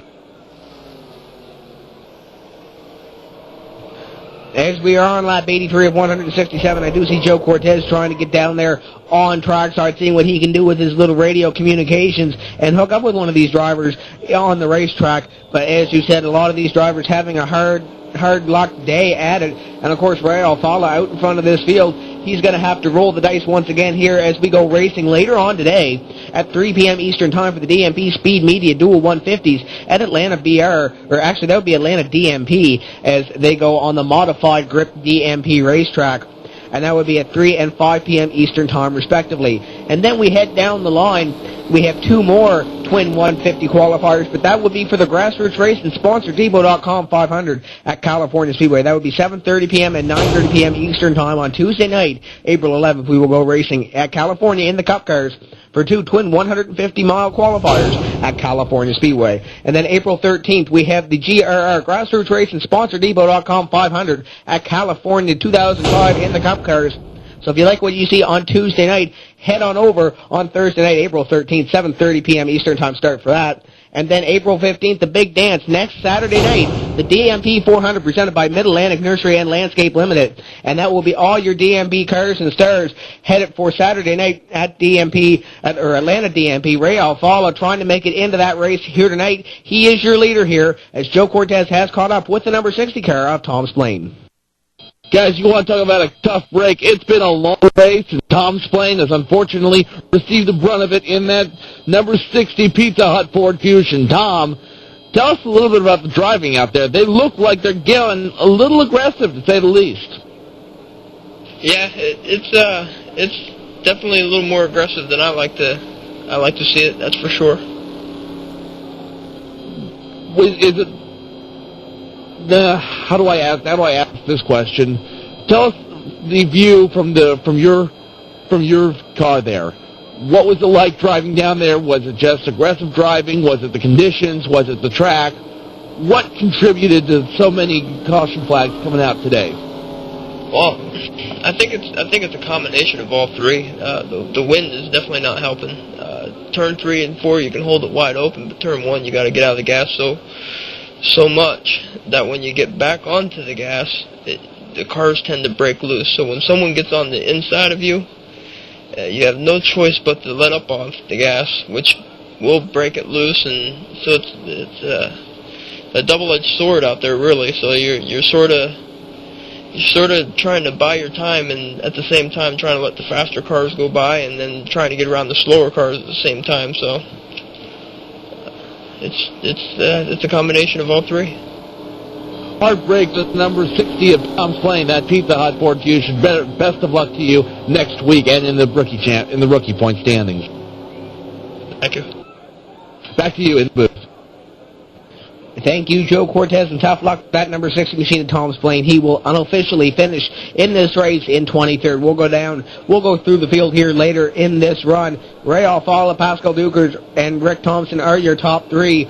We are halfway through this race, lap 85 of 167. We have 19 cars on the lead lap, and it looks like we have 21st on back to this field. So 21st through 29th retired from this race. Aaron Shankerman, 3 laps down actually, in the number 15 Logitech Chevrolet for JM Racing. So we have 19 cars in the lead lap, 1 car 3 laps down, and the rest of the drivers retired from this race. Yeah, and like what Tom was just talking about, with the wind going down the front straightaway, they're getting so much speed going into turn 1 that having to get off the gas, man, I can only, say 200 miles an hour going into turn 1, and being able to hold it wide open in 3 and 4. That's why we're seeing a lot of guys get loose in 3 and 4. But the pace cars made that hard left-hand turn off the track. Ray Alfala has the lead. Green flag is out. Ray Alfala launches. Pascal Dukers gets a great restart this time. Let's see what Pascal Dukers can do with Ray Alfala as they hit turns 1 and 2. Tim Terry? Well, that number 2, Ray Alfala, got a good, or the number 24 got a good restart, but the number 2, Ray Alfala, got a really, really good restart and put that number 2 out in front of the field. But that number 24, Pascal Dukers, getting a great run in the middle of turns number 3 and 4, and he will close right in on the back bumper of the number 2 of Ray Alfalla. So there's only about a car length now in between those two drivers, and we know Pascal Dukers is a very consistent driver, but once it is the second half of that race, the number 24 will put the fire on and get to the lead. So Pascal Dukers looking for another win here in this series and try to get back up. He is your former champion. Yeah, and as they go down the back straightaway, Pascal Dukers got a heck of a run coming off of turn 2, but Ray Alfalla able to drive it farther into 3 and 4. His car pushes up a little bit, but Pascal Dukers able to come off the corners a whole lot better than Ray Alfalla. But Ray Alfalla is just driving that Reese Chevrolet down into the corners. But here we go through 1 and 2 again. Pascal Dukers has shown the power off of turn 2. Right up to the back of that Reese Chevrolet. Goes to the inside. Ray Alfalla going to give him the inside, but is he going to give him plenty of room? Pascal Dukers inching ahead off of turn 4. He will clear Ray Alfalla and pick up the lead of the race here at Texas as the yellow comes out again, Tim Terry. A spirited run by the number 24 of Pascal Dukers to put him in the lead. Ray Alfalla, Rick Thompson, Ben Fisher, and your series administrator Hendrik Gerhardt round out your top 5. As a caution flag flies, I did see the 49 right in front of us here on the front straightaway. That would be Florian Kirchhofer, and I do believe, Tom Hoffman, you have what brought that number 49 around. Yeah, Kirchhofer going into turn 3. Just looks like he lost the back end of the Subway Chevrolet, and, the only thing I can think of, the sub was a little too oiled, and, just basically backed it into the wall, hit driver's side really hard, and then backed it right across the track, right in front of Steve Clay. Steve Clay had to nail the brakes not to get into the number 49, but the 49 will stay on the lead lap as I look down through the field. And we know from previous broadcasts here on SRN TV that if Steve Clays makes it into the race, Steve usually has a tough time getting in on time, but once Steve Clays gets into the race, it usually seems like he has a magnet attached to that number 3, mindware.be race automobile, and he usually is involved in a few, none of his doing, but usually Steve Clays is at the wrong place at the wrong time. So we're going to have to see. But speaking about being in the wrong place at the wrong time, we're going to take a break here on SRN TV. Lap 90 of 167. Don't go away. We will be right back with the Fital1ty 250.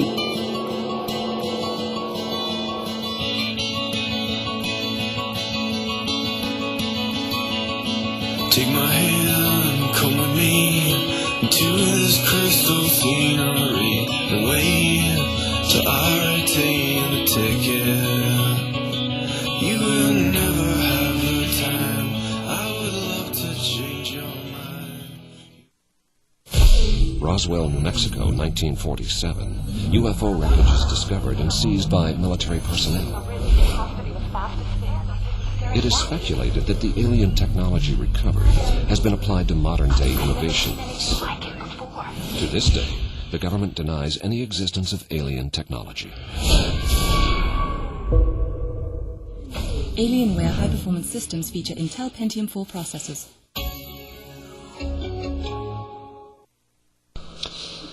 The ESCORS Fantasy Game. A whole new experience in virtual racing. Create a racing team with 6 full-time drivers and 2 bonus drivers of your choice. Each driver has their own value and the team has a limited budget, so you have to choose wisely. Your team will participate in a season divided into 6 segments of 6 events each. Who makes the best choices? Who gets the most bang for their buck? Will you be the team owner who takes the title when the season ends? Take your chances and sign up for the ESCORS Fantasy Game. You won't regret it.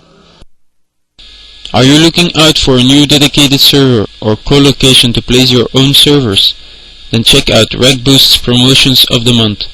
Rent rec space or a server at our data center situated in the heart of Europe and be connected to the whole world through the best peerings available. RegBoost, your partner in reliable server hosting.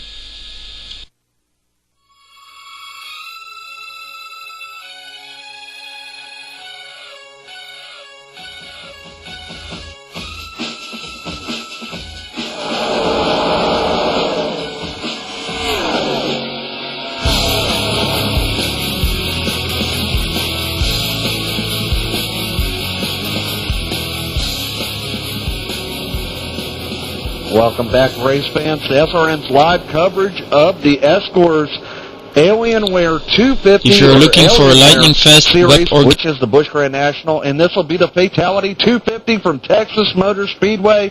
And the only thing I can tell you, carnage on the track, off the track. And Joe Cortez, I hear you have some souvenirs in the back of the pickup, and you will be headed off the track after this race today, and you will be holding an auction. Well, let me tell you what, with all the pieces and everything that's flown off all these cars, Tom Hoffman, I'm loading up the number 49 Nectar Ales Chevrolet Silverado, which you'll see on in SRN TV very soon. I'm loading up the Silverado. We got all kinds of crazy stuff, hoods, side quarter panels, tires, you name it, we got it.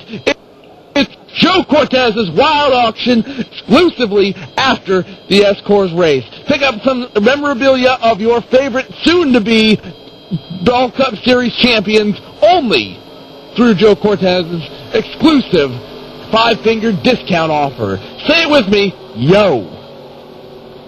Yo, Joe Cortez down on pit road, and I do believe he's about to get a little bit busier. The number 5 machine, that would be the Kiernan machine. He has retired from the race, and Aaron Shankerman, we talked about him, Tom Hoffman. The gearbox has eluded that number 15, so he is retired from this race. The Logitech Chevrolet for JM Racing, Aaron Shankerman will unofficially finish 20th in this race. That means all the cars on the racetrack will indeed be on the lead lap as we go green flag racing this time by. Yeah, in fact, coming off a turn 4, pace car will make that hard left-hand turn, and Pascal Dukers in their virtualgames.com Chevrolet will have the lead for this restart. Let's see what Ray Alfala can do with him. We're waiting for the green flag right now. Green flag is out. Ray Alfala jumps to the inside, then to the outside. We have mayhem. It looks like Ray Alfala spun the tires. Looks like the number 4 of Ricky Thompson got into the side of Ray Alfala. And guys, that's what you call just spinning the tires. Ricky Thompson, heavy damage on that Ford Fusion. And then Ray Alfala tried to back it on down back into the grass to get it going in, and then the number 76 went smack into the side of the number 2 Reese's Chevrolet. So that will put a little bit of damage on the right side for the number 2 of Ray Alfala. So a tough break for that driver there, and that will put the caution flag back out again on lap 93 of 167. Yeah, and to say Ray Alfala looked like he was going to get a good restart, I guarantee you he restarted in first gear. As soon as he hit second gear, just lost traction on that Reese's Chevrolet, and away he went. And I guarantee you, Ricky Thompson right now in that Hitachi's Power Tool Ford Fusion, not a happy driver to say the least, Tim Terry. And I know Joe Cortez was down there trying to get a few words from a few of these drivers, but a lot of them, Joe's down there talking to a few of them down there, but you know, there's a few drivers that are just a little bit hot under the collar, don't really want to talk to us here this morning on SRN TV. A tough break for a lot of these drivers. Right now, 18 drivers on the lead lap, and I would say probably about 4 or 5 of them at the rear end of this field, Tom Hoffman, have a little bit of damage on their race automobile, so they will be pretty much out of the race, but you never know. We have Ray Alfala on 18th. Could he come back up and win this race? I don't know. That was a hard hit on that Reese's Chevrolet. But I got to give a call out to the number 27, Hendrik Gerhardt, in the Bosch Power Tools Ford Fusion here. He made it through the mayhem and now is sitting in second behind Pascal Dukers. You know, when we started early on in the race, Hendrik Gerhardt was way back in the field, just through patience and possibly perseverance, sitting in second right now. And I was talking about Joe Cortez down there trying to round up a few interviews. He didn't catch up with any of the drivers, but he did catch up with the owner of the number 50, and that would be Aaron Shankerman's Logitech Chevrolet. He won the race back in Mexico. Joe Cortez, you've caught up with the owner of JM Racing, Justin Marshall. Yeah, I wasn't able to catch up with Shankerman. He had some personal business to attend to after the race, so he had to hurry off to take care of that. But I was able to catch up with the owner of that car, Mr. Justin Marshall. Justin, is this anything like what you expected out here today?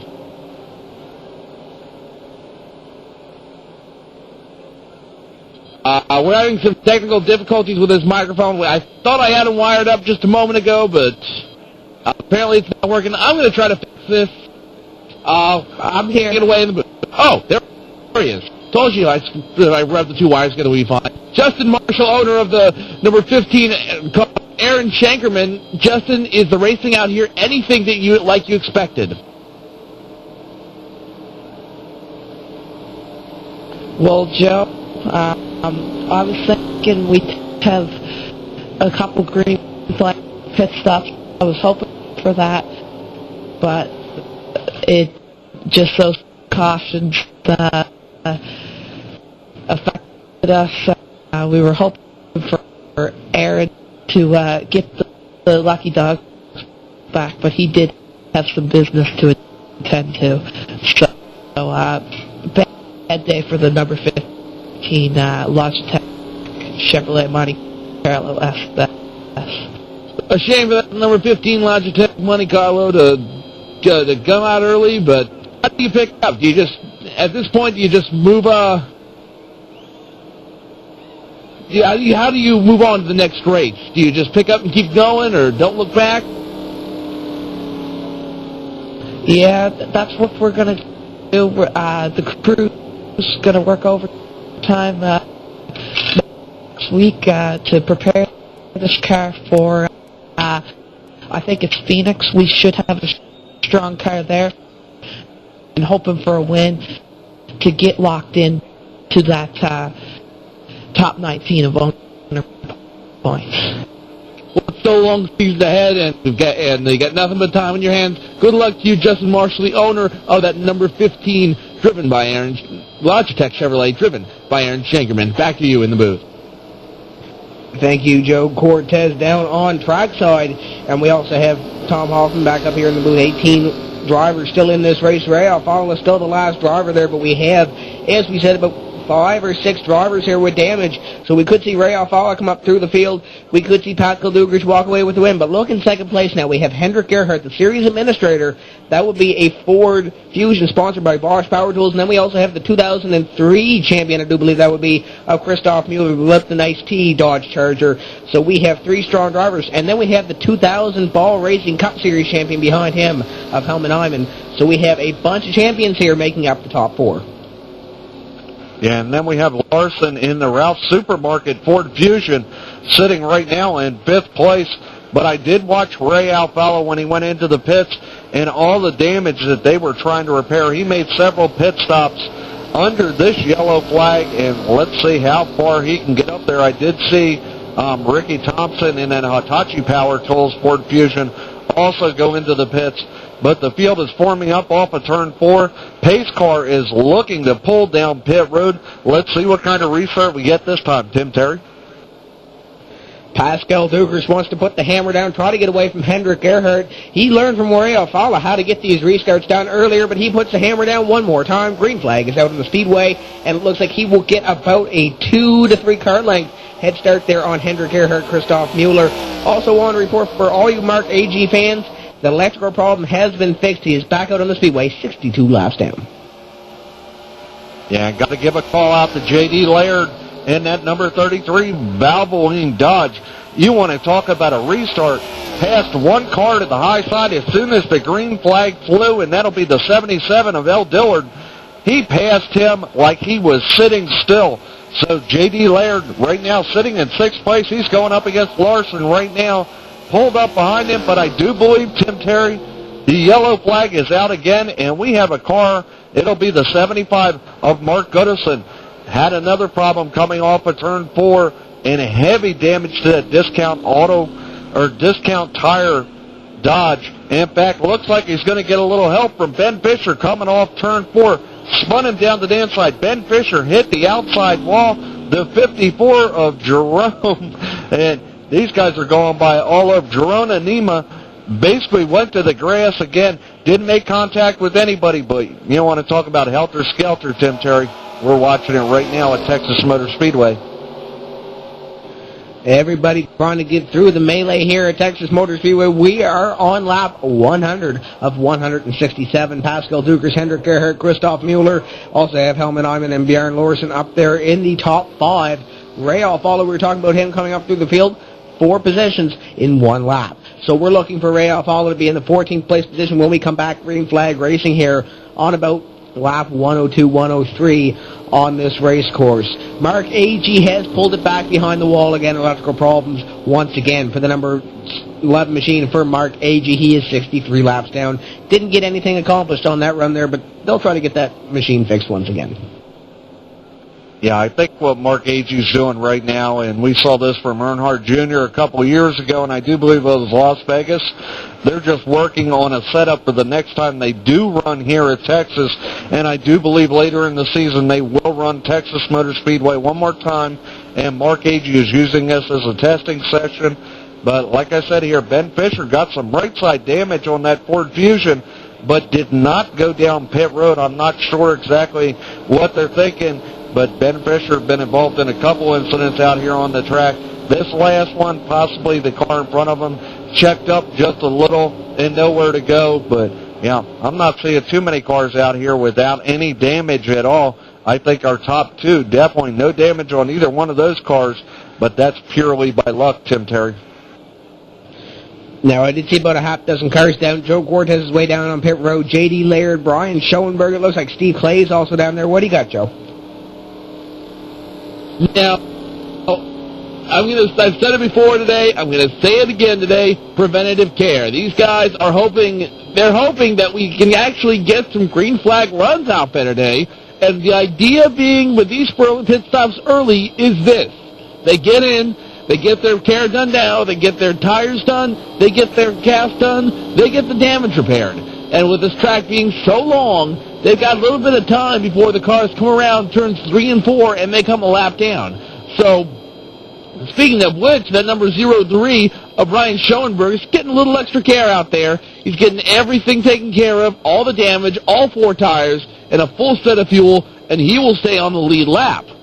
So, they're hoping to get at least a top 10 run out of this, and with only 17, yes, count them, 17, I take it back, 18, count them, 18 cars left racing. I don't think that should be a problem.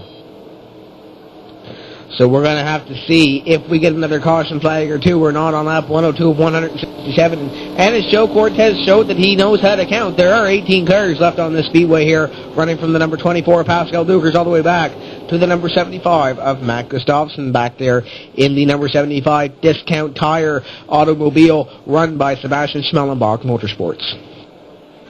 Yeah, and that number 75 Dodge Charger definitely looking a little worse for the wear. And in fact, Joe Cortez down there starting to become like a mash unit. And Joe, only thing I can say from up in the booth, if you have any Reese's Peanut Butter Cup parts from Ray Alfalo's car, I got $5, buddy, so catch up with me after the race. And yes, Tim Terry, Joe Cortez will be holding an auction off of turn 4 for parts. And, hey, mash unit, I don't know. But at this point, we have 18 cars right now, and we are under yellow once again.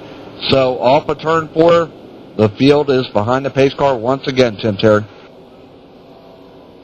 And they'll be getting ready to come back around and go green flag racing with the number 24, Pascal Dukers. Hendrik Gerhardt, as we said on the back bumper, he knows how to be very consistent. He is your 2000, I do believe, champion of this series. Also, Christoph Mueller, Helmut Iman, and Bjorn Larsen also back there. Then we have the number 77. That'll be Lauren Dildart back there in the number 77, new face of the top 10. We also have Mike Jackson, Ben Fisher, Jerome Anima, and we also have the Kirchhofer machine in the number 49. So the pace car lights are off this time by lap 103. About to go back green flag racing from our 13th yellow of the day.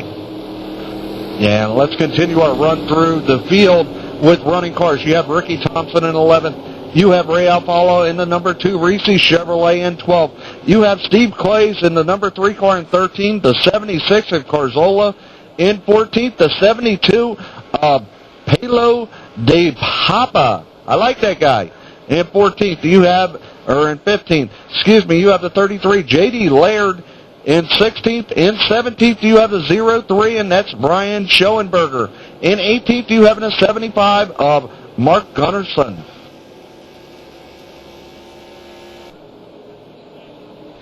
And that would be your field back there throughout the top 10, it does look like back there. So we have a bunch of drivers back there retired also from this race. So top 18 on the racetrack. The number 5 machine has retired from this race. So 18 cars left on the Speedway. About to go back green flag racing here with the 24, 27, 99 being your top 3. Pascal Dukers knows how to put a restart together, and he'll try it as the pace car makes that hard left turn down onto pit road. Lap 103 of 167 about to be complete as the flag man has the green flag in hand, pacing the field, and we'll put the green flag out this time by Scott Fairman. Catch him in turn number 1, and let's crank it up.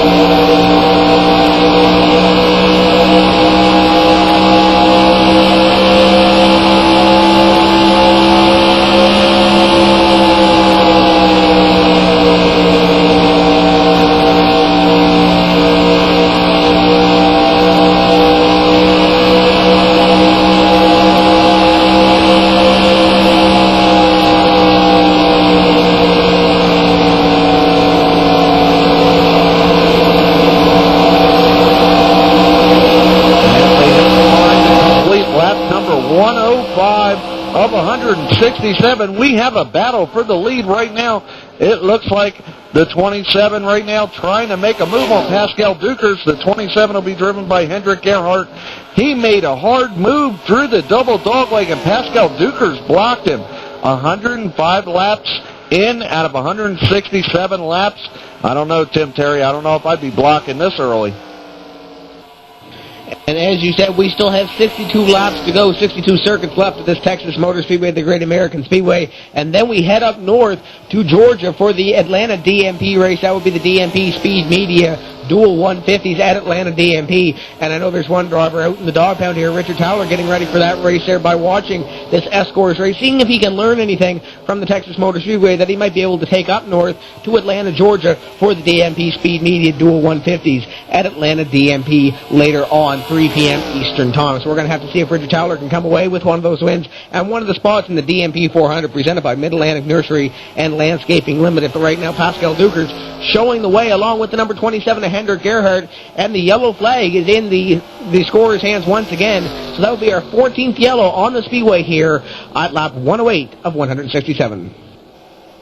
Yeah, guys, and I'm sorry, but I have to report, it looks like Ray Alfal and that Reese Chevrolet loses a motor over in 1 and 2. He does hold it high up on the track. In fact, he lost the motor. Looked like he had a little contact from Steve Clays going into turn 1. Oh, heavy nose contact. Reese Chevrolet got a bite taken out of that Chevrolet, and it looks like, he's about done. But he is going to drive the car back to pit road, and I hear the officials right now get it out of the racing groove. We've had enough with picking up parts. We definitely don't want to clean up here. Ray Alfala going down pit road right now. The whole right front of that car is completely gone.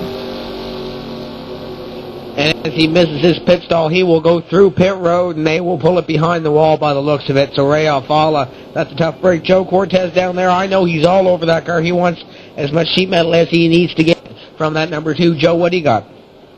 Well, let's get something straight right now. The only reason why I'm getting sheet metal off that number 2 car is because Bobby Bryant and I have a deal. If I hook him up with parts from the Reese's Chevrolet, he's gonna give me a little thing to grease my palm. But I pontificate. The number 72 of Paolo Del Papa and the number 03 of Brian Schoenberg are coming down, as well as that number 29 Home Depot machine of M. Jackson. These guys have seen it all today, and at this point they are hoping that they can rest these cars, put some new tires on them, get all this damage scraped off, beat in, beat out, put together, and get back on there. Hopefully, to get at least a decent showing. But at this rate, the track officials are not happy. The pit crews are not happy. The fabricators are shivering at the thought of putting back together all these cars. Ladies and gentlemen, this is not the aftermath of this race will not be good for any parties involved. Pardon me while I go spit out whatever food was in my mouth. 110 and 167, 57 laps to go. We're going to take a break here once again on SRN TV. Don't go away. We will be right back.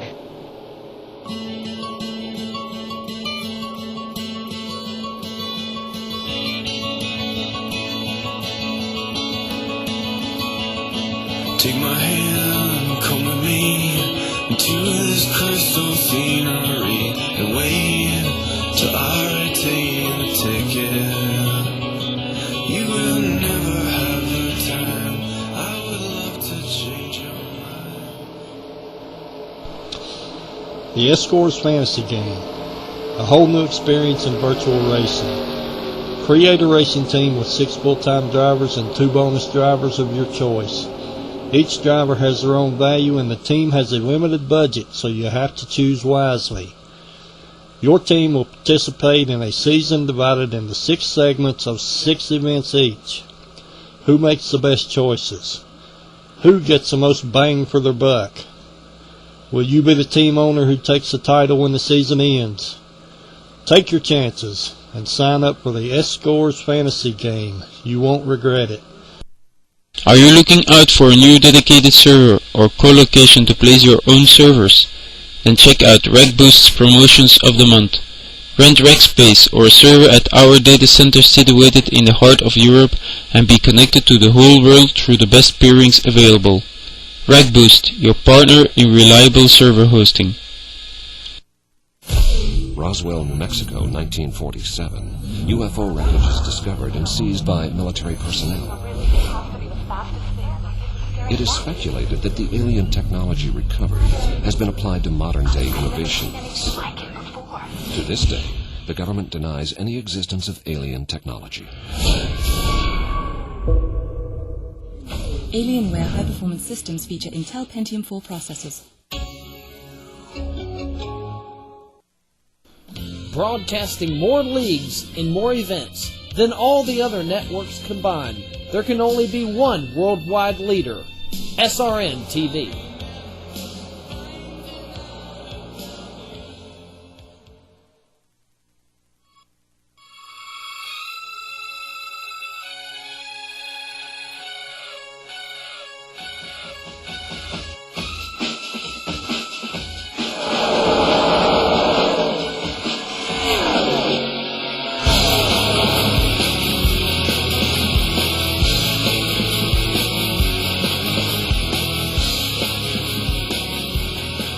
Welcome back, race fans, to SRN TV, the worldwide leader in sim broadcasting. Pascal Dugers, Hendrik Gerhardt, Christoph Mueller, Helmut Eyman, and Bjorn Larsen are your top 5. GNL TV, Joe Cortez admits to breaking GNL TV. So, I don't know if he took his baseball bat, smashed it, whatever, what have you. Joe Cortez down there on pit road, got nothing to do with 14 cautions on the Speedway. 61 laps under yellow with 55 laps to go. Your fastest time of the race has been pulled by Jerome Anima, 27.981 on the racetrack. About to go back, green flag racing here for the guys in the dog pound. We have a few drivers out there, Richard Tyler, we also have Kevin Brents, and a few other of the normals hanging out. But for the dog pound, let's crank it up on this restart. Pascal Dugers about to put the hammer down this time by. Green flag is out. Let's crank it up.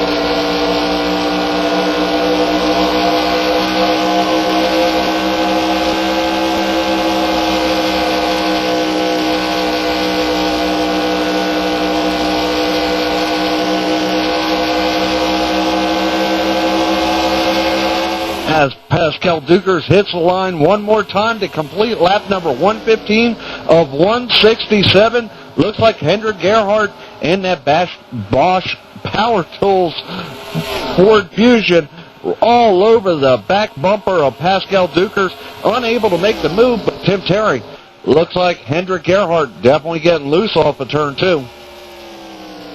And Hendrik is trying everything he can in that Ford Fusion to get that Bosch Power Tools machine back up to the front. It's been a long time since Hendrik Gerhardt has been in A-bit victory lane. Speaking about victory lane, there's another 50 laps to get there, and there's another caution flag out in the Speedway. So that will put 15 laps, or 15 caution flags out in the Speedway. So we're going to have to see what brought out that caution flag. I don't see anything out here on the Speedway, but knowing myself, Tom Hoffman will have to correct me. Yeah, guys, it looks like Jerome Anima and that Cheetos, looks like Chevrolet, had a little contact with Steve Clays, but Jerome Anima coming off of turn 4 got high, got loose again, and looks like Steve Clays just finishes him off. Jerome Anima just hit the outside wall with the front end of the car, but able to continue yet again off of turn 4. Jerome Anima, that's got to be the Bermuda Triangle for him, Tim Terry. Well, on lap 118 of 167, as you said, Tom Hoffman, the Bermuda Triangle of Texas Motor Speedway strikes again here with Pascal Dukers, Hendrik Gerhardt, Christoph Mueller, Helmut Eyman, and Björn Larsen in the top 5. So the field is dwindling down here. We have 17 drivers on the lead lap and getting ready to see what they have for the last part of this race. We also have 50 laps to go. And with 50 laps to go, I wouldn't be surprised if everybody comes down and just basically gets 4 tires, fill it up with fuel, and see if they can get to the end. Excuse me. But, you know, like I said, most of the drivers may stay out there. It looks like the leaders almost through the fake there, but everybody will be coming down. Joe Cortez with his pink Nikes. Joe, here they come. Here they come. The number 24 of Pascal Dukers finally making an appearance on pit road. This is what I was telling you about earlier, guys. He was the second one to come in and pick up some tires and pick up some fuel, and look at him now. He's leading the race. Isn't that coincidence? No, it's called preventative care. So I do know a couple things on NASCAR, believe it or not. 4 tires, a full fuel. This should be his last stop. He should be able to make it on a full fuel run and a full tire run from this point out. Guys, it should be the last time you see them coming down for some services. So let's all hope for the best. Let's hope for the green flag run. And as far as GNL TV goes, I thought that yellow light blinking meant that it was working, not that it was braking. Well, as Joe Cortez gets everything straightened out down there on pit road, the number 33, J.D. Laird, will be your leader. Coming across the line, getting the 5 bonus points for leading a lap. It looks like Mike Jackson will be in second place. Peo de Papa in the 72 Air Jamaica Dodge Charger will be in the third place position with Brian Schoenberg. And it looks like the 76 Cazarola did not pit that time by. And then everybody else behind them will have fresh tires. It looks like Schoenberg will be coming down this time by. It looks like he was on the apron about to come down pit road. So we're going to have to see who comes in and who doesn't. And as you said, if you're in the dog pound there tonight watching the race here this morning on SRN TV, we have a celebrity among our men's triads, and the 2006 Online 500 champion has joined us. So say hi to him, congratulate him on the Online 500 championship when he is one of your ESCORS regulars in the BCS division. So wish him good luck here at Texas Motor Speedway. He'll be going racing as soon as this one's over, when it does get finished. Yeah, and speaking of getting finished, looks like J.D. Laird stayed out of trouble all morning here. In fact, that Valvoline Dodge Charger doing a good job. In fact, with him leading right now, he is the highest placed rookie, and with Ray Alfala going out with that terrible accident over in turns 1 and 2 with the blown motor and everything, look like J.D. Laird may be able to move up, if not catch Ray Alfala for the rookie points. In fact, he's sitting in 5th, and he's 24 points behind Ray Alfala. So definitely a points day for J.D. Laird here, Tim Terry. And that number 33 race automobile, as you said, running in the first place position. Then we have Mike Jackson for the Brian Yajic Racing team running in the second place position. I know Joe Cortez is down there trying to round up an interview down there. I do believe one of our redline-servers.com in-car interviews on the race course there. But if you like what you see now, head over to the DMP speedmedia.com dual 150s. Those begin at around 3 p.m. Eastern time, and there will be a lot of drivers in that race trying to get in to the 35 spots, I do believe, in the race for the DMP 400 presented by Mid-Atlantic Nursery and Landscape. We'll take 16 from each heat, and we'll throw them into the feature. So that will be 32, my math. Not really good today, but Brian Schoenberg is down in the race car there, and Joe Cortez has caught up with him via radio communication. Using the Maricola radio communication, I've caught up with the number 3 of Brian Schoenberg in the in-car interview. Brian, you only got one lap left, so I'll make this quick. What's the view been like from behind your dashboard? It's pretty much been a mess. I thought it was going to be a little bit better. Our car was decent. We probably would have had a top 5 finish, maybe, with the way all the wrecks have been going. But, there was that wreck coming out of turn 4. The 54, I believe, got loose. I got loose with him. I wouldn't really say that's anyone's fault. Excuse me there, but it seemed like sort of a racing deal, And we both wrecked, and then that sent me wrecking onto the front stretch. Got hit hard. Pretty bad day overall. Probably going to let all these guys go in a second here. What do y'all think? They're letting them go right now. Let's go ahead and let you get back to racing. That was the in-car interview brought to you by Alienware. Back to you in the booth. Thank you, Joe Cortez down there on trackside. J.D. Laird's going to lead the field to the green flag this time by in that brightly colored number 33 Valvoline Dodge Charger, leading the number 29 of Mike Jackson, Paolo De Papa, Brian Schoenberg, and Pascal Duke is your leader before the pit stops. So we're about to go back green flag racing here on lap 121 and 167. That concludes our 15th yellow flag on the Speedway. 46 laps to go here as we get the green flag this time by out of the flagman's hand. We are racing once again here at the Great American Speedway. And with that said, I'm watching Pascal Dukers right now. He laid back on that restart. And, I mean, when I say he laid back a good 10 car lengths. Looks like he's trying to go to the outside of the 0-3, but here comes Hendrik Gerhardt. 3 wide off of turn 2 in the 0-3. I don't know if he spun it. He did not spin it, but what a heck of a job by Brian Schoenberger. Oh, that was awesome, Tim Terry. 3 wide off of 2. And we have a battle up in front for the second place position right now. Paolo De Papa and also the number 29 of Mike Jackson going for that second place position. The Home Depot Chevrolet up high. The Air Jamaica Dodge Charger down low. They will go side by side for that position. Looks like the 72 will regain that second place position and put the 72 up in front. We saw a race here last year at Las Vegas Motor Speedway that the 72 was so strong, and then he got taken out by one of those wrecks there later in the race with that number 72, showing that he is very strong here in the Alienware Series, pulling up into second. And in fourth place, here comes Hendrik Gerhardt.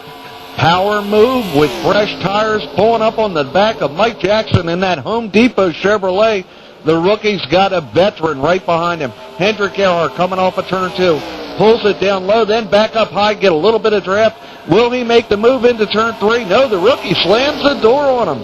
Hendrik trying to pull it to the inside, coming off of turn 4. Rookie has nothing for him here. Hendrik Gerhardt takes over third place position, and Pascal Dukers right behind Hendrik Gerhardt, making the move for the fourth place position as Hendrik Gerhardt takes over third, and both of them are tracking down our front too, Tim Terry. And as you said, at that number 27 and the number 24, the thing that they want to do is they want to get back into the lead because they know their drivers or their cars are strong. They have fresh tires on the number 27 and the number 24. They will make the move on the number 72, trying to make the move that time by. Couldn't get the job done, but on the double dog leg, they will look underneath Paolo De Papa and take that second place position away. Hendrik Gerhardt leads the field past that number 72 machine of Paolo De Papa, and it looks like they will take the second and third place positions away for Hendrik Gerhardt and Pascal Dukers. Pascal Dukers, so very, very close on the rear end of that number 72. And as they go into turn 3, Hendrik Gerhardt to the inside of J.D. Laird. Pascal Dukers following him right through. So J.D. Laird from first back to third. And Hendrik Gerhardt now takes over the lead on lap 126 of 167 here at Texas Motor Speedway, Tim Terry. And I know Joe Cortez has been trying to fix that GNL TV. It works up until about the top 5 positions there. So you can see your top 5 is Hendrik Gerhardt, Pascal Dugers, J.D. Laird, Pelo DePapa, and also the Mike Jackson machine. And then you hit back to 6, Christoph Mueller, Bjorn Lorson. It looks like Helmut Iman, Rick Thompson, and Ben Fisher hanging out there. Those 3 Fisher Racing machines, very, very strong. But speaking about strong, we have a battle for the lead right now. Hendrik Gerhardt, Pascal Dugers going for that first place position side by side into turn number 1. Side by side, look like Hendrik Gerhardt coming off of turn 4. Last lap, got a little loose, pulled it down to the inside. Pascal Dukers on the outside through 1 and 2. Will he complete the pass into turn 3? Only Pascal Dukers knows. Hendrik Gerhardt racing him hard on the inside, but they're coming up behind the lap car of Corzola. Oh, we're talking about the block. 3 wide through the double dogleg. Pascal Dukers had to get out of the gas. In fact, looked like J.D. Laird going to try and make the move back by him for second place. Unable to do it. Pascal Dukers with the fresh Goodyear able to maintain that second place position. But Hendrik Gerhardt, I don't know. Pascal Dukers looks really tough here, Tim Terry. And the dog pound has been saying it out there that the number 24, Pascal Dugers, will have this win easily. But I know Richard Tower out there is cheering for Hendrik Gerhardt. So if Hendrik Gerhardt has a cheering section out there, it begins and ends with Richard Tower there. So the number 27 of Hendrik Gerhardt in the lead. That will be a Ford Fusion sponsored by Bosch Power Tools. Hasn't won in a very long time. He's looking for the first win of the season here for the Alienware Series. Pelo DePapa back there still in the fourth place position. Their third place position is he passed J.D. Laird and Mike Jackson also in there battling for the fourth place position as he gets wrecked coming off at turn number 4. That will bring out a caution flag. It looks like he got into the number 33 machine of J.D. Laird. So that tough break for that number 29 machine of Mike Jackson. Him and the number 33 Hard Racing sends the 29 into the wall. Yeah, and back to 29 was on the inside, and he got in there really hot and really heavy. And when he did that, the back end of the car just came out. Him and J.D. Laird made heavy contact into the outside wall. And back to 29 of Mike Jackson, the Home Depot Chevrolet. Heavy engine damage as well as rear end damage. So I'm pretty sure this rookie will not make it to the end of this event here at Texas, Tim Terry. So that's caution flag number 16 out in the Speedway now. I know the dog pound there's been having a little bet. Kevin Brents and Richard Towler have been going about the caution flags. This race last year has had 16 caution flags. Kevin Brent said we'd have about 16, and Richard Towler out there saying about 18 cautions, 20 cautions. So we're going to have to see who wins that. Richard Towler, you know, the veteran in the ESCORS Series.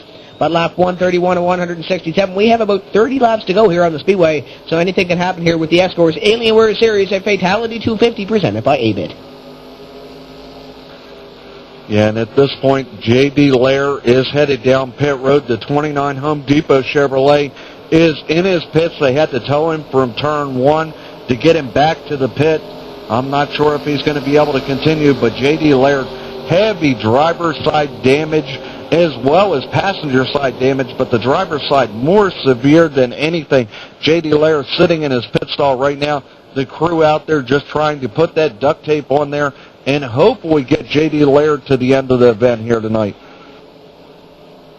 So we're going to have to see the number 76 machine. Thomas Cazzarola is one lap down on the racetrack. 16 drivers other than that are on the lead lap from Hendrik Gerhardt, Pascal Dugers, Pelo DePapa, your top 3 all the way back to the Mike Jackson machine, the number 29. That would be the Brian Yajic racing machine. So they're trying to hang in here and see if they can get points on this racetrack. So we have about 20 or 34 or so laps left to go here on the Speedway.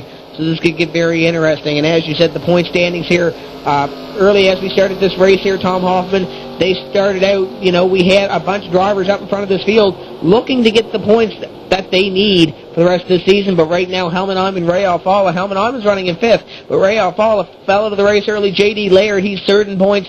He wants to get up there from this incident and get back up, get a few extra points. Christoph Mueller, your 2004 champion, he's still up in the top 5 there, and then we have Brian Schoenberg still running into this race. So your points getters that need to keep running, they are still running on the field here, minus the bad luck for Ray Alfala in the number 2. Yeah, and like I said, this would be one of those point battle races all the way to the end. I didn't expect this many cautions, though, for Texas, but like I said, when some racing leagues get on SRN TV, you know, they want to show that they're up front. In fact, I'm watching the 49 right now of Kirchhofer. on the apron. He did get a black flag. He was caught speeding on pit road, waiting for all the lap cars, or all the cars basically, to pass him so he could form up at the back end of the field. The rookie driving the Subway Chevrolet, has had a great run tonight, but like I said before, the problem he has is turn 4, and that's got to be a Bermuda Triangle for him. A lot of these drivers here having trouble with the turns number 3 and 4 area, coming off onto the front straightaway, trying to make those moves, coming towards the start-finish line. They just don't exactly work some of those times, so we're going to have to see if those drivers here can plan their moves, maybe off turns number 1 and 2 and finish it before going into turns number 3 and 4, but we're going to have to see. Texas Motor Speedway and Atlanta Motor Speedway, they set up for some great finishes, so we will have to see what happens here with this finish when we go green flag racing here for the last 30 laps or so of this race. And right now we got to give a call out to Helman Iman in the 13 Valvoline Ford Fusion. I know he made contact with one car very early on. Minimal damage to the front end. In fact, I saw the crew fix it, and he is actually running pretty good right now, sitting in our 5th place position. Wonder if he has anything for the top 3. Right now you have, I think it's Fital1ty. He is sitting in 3rd place right now. He's shown that he has the speed, but does he have the tires? He did not come in and pit even under this last caution. And with looks like about 33 laps to go, might not be wise to stay out there on the old tires. I'd be in there to get fresh tires. What do you think, Tim? Well, we're going to have to see. Some of these drivers might think we might have 1 or 2 more cautions here on the speedway, and then they might have a chance of coming in, getting a few more, or getting a pit stop at least, get a little bit more fuel in their tanks and get 4 fresh tires on these race automobiles. Of course, the BGN mod here, these drivers trying to conserve their tires here in the BGN cars. 15 drivers still on the lead lap. 1 driver, that'll be Casarola in the number 76. He is 1 lap down. The rest of the drivers from Mike Jackson on back have retired from this field. Mark Agee still behind the wall there with electrical problems. Didn't get that car back out on the speedway. He will be 97 laps down if he were to come back out on the speedway and try to complete what he has left of this race. But the pace car will be deducting off this time by Tom Hoffman, taking him to green. As the form fields up off of turn 4, pace car looking to make that hard left-hand turn, and Hendrik Gerhardt along with Pascal Dukers waiting for the green hanky to come out as they go through the first part of the double dog leg. Green hanky should be waving. Green hanky is out. Green flag here on Texas Motor Speedway as we go into turn 1. Scott Fairman, get on the roofs and let's see some of the track action live.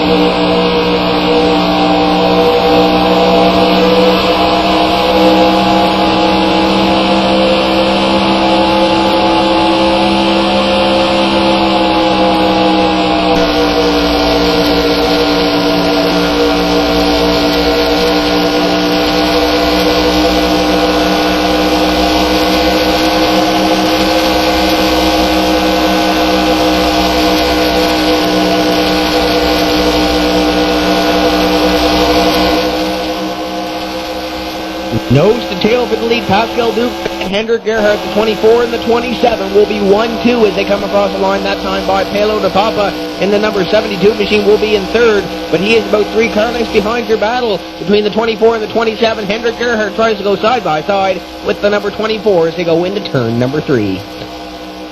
Yeah, it looks like Hendrik Gerhardt definitely getting a better run off the corners. In fact, going down the front straightaway, what a block by Pascal Dukers. Just went right across the nose of that Ford Fusion. Guess he wants to show him the Chevy bow tie up close and personal. They go down in 1 and 2 right now, and Hendrik Gerhardt getting a tremendous run off the corner, but Pascal Dukers able to show him the back end of that Chevrolet from all different angles as he goes across through 3 and 4. Here they come again. Hendrik Gerhardt getting that tremendous run again. In fact, he has to check up. Yellow flag is out once again, Tim Terry. I'm not sure what this one is for, other than it may be the 76 also. Oh, correction, the 03 of Brian Schoenberger lost the ignition on that car, pulled it down on the apron, but they have to send a tow truck out there to pick up that vehicle. Brian Schoenberg, that would be your 16th retiree from this racetrack. Actually, it would be your 13th retiree from this racetrack and the 17th caution flag on the Speedway. We will have 15 cars left in this race. Pascal Dukers, Hendrik Gerhardt, Palo de Papa, Christoph Mueller, and Helmut Neumann round out your top 5. As we are going to take a break here on SRN TV. We have about 30 laps to go. Don't go away. We will be right back on SRN TV.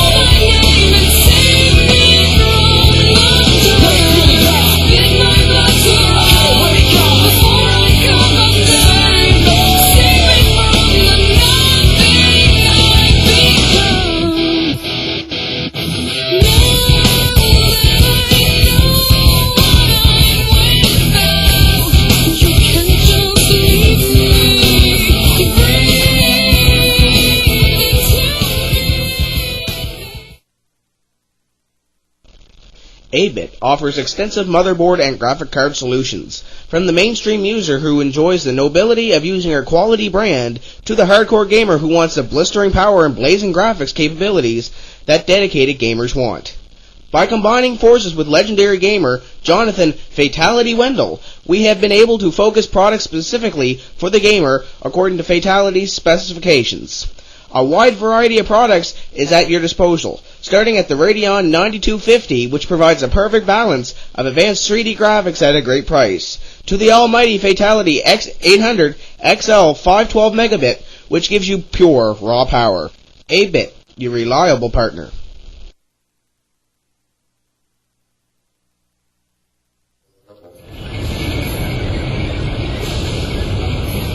We need you to lead a squad inside, free those Brits, and then take control of the fort.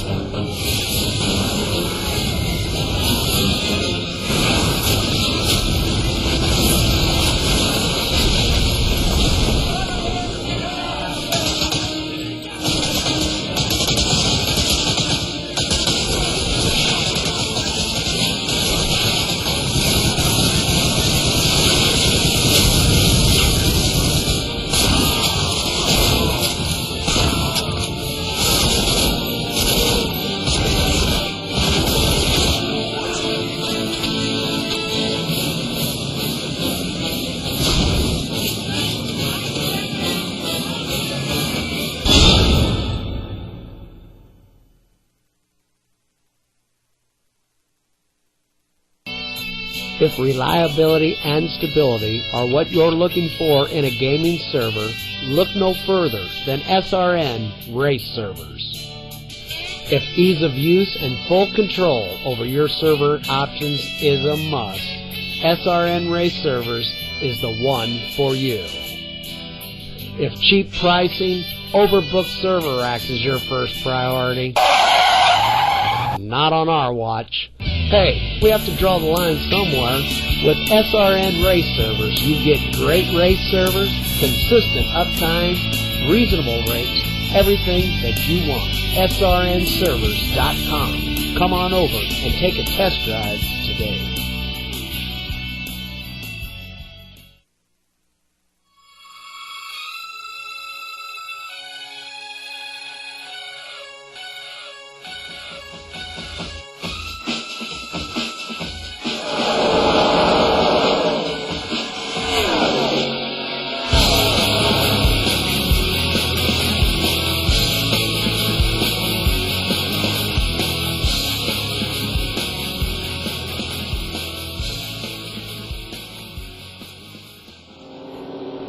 Welcome back, race fans, to SRN TV, the worldwide leader in sim broadcasting. Pascal Dukers, Hendrik Gerhardt, Palo de Papa, Christoph Mueller, and Rick Thompson are your leaders in the Fital1ty 250 presented by A-Bit.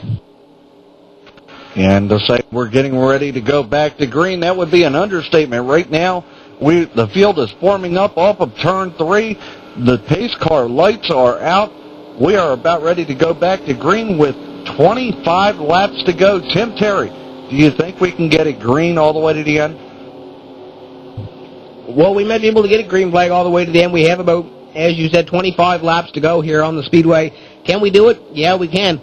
Is it possible? Yeah, it is. So we're going to have to see what these drivers can do, if these drivers can make it green flag the rest of the way here. We have had 17 cautions for 74 laps.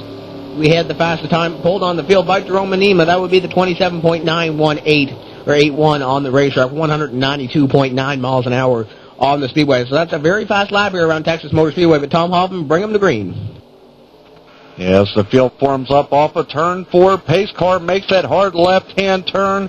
Pascal Dukers looking at the flag stand saying, throw me the green flag. Green flag is out. Pascal Dukers gets a great restart, but it looks like number 27, Gerhardt, gets a better restart as he dives down to the inside, going through 1 and 2. Pascal Dukers, is he going to be able to hold it to the high side? He'll hold it to the high side, but he will lose that lead position. In fact, got loose coming off turn 2. The number 72, DePapa, making the move going into turn 3. Pascal Dukers came up high, just a little on him. It looks like DePapa going to get passed by quite a few drivers. Almost lost it coming off of turn 4. And the field will go by that Jamaican Vacation Dodge Charger.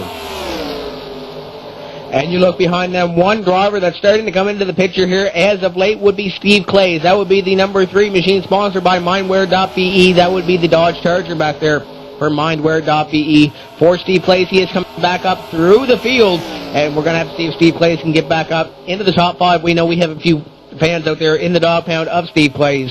So that would be your ESCORS founder of the league, Steve Clays, co-founder, trying to get back up there into the top 5 and see what he can do to lock himself into the top 19 in notice points going into next week in Phoenix.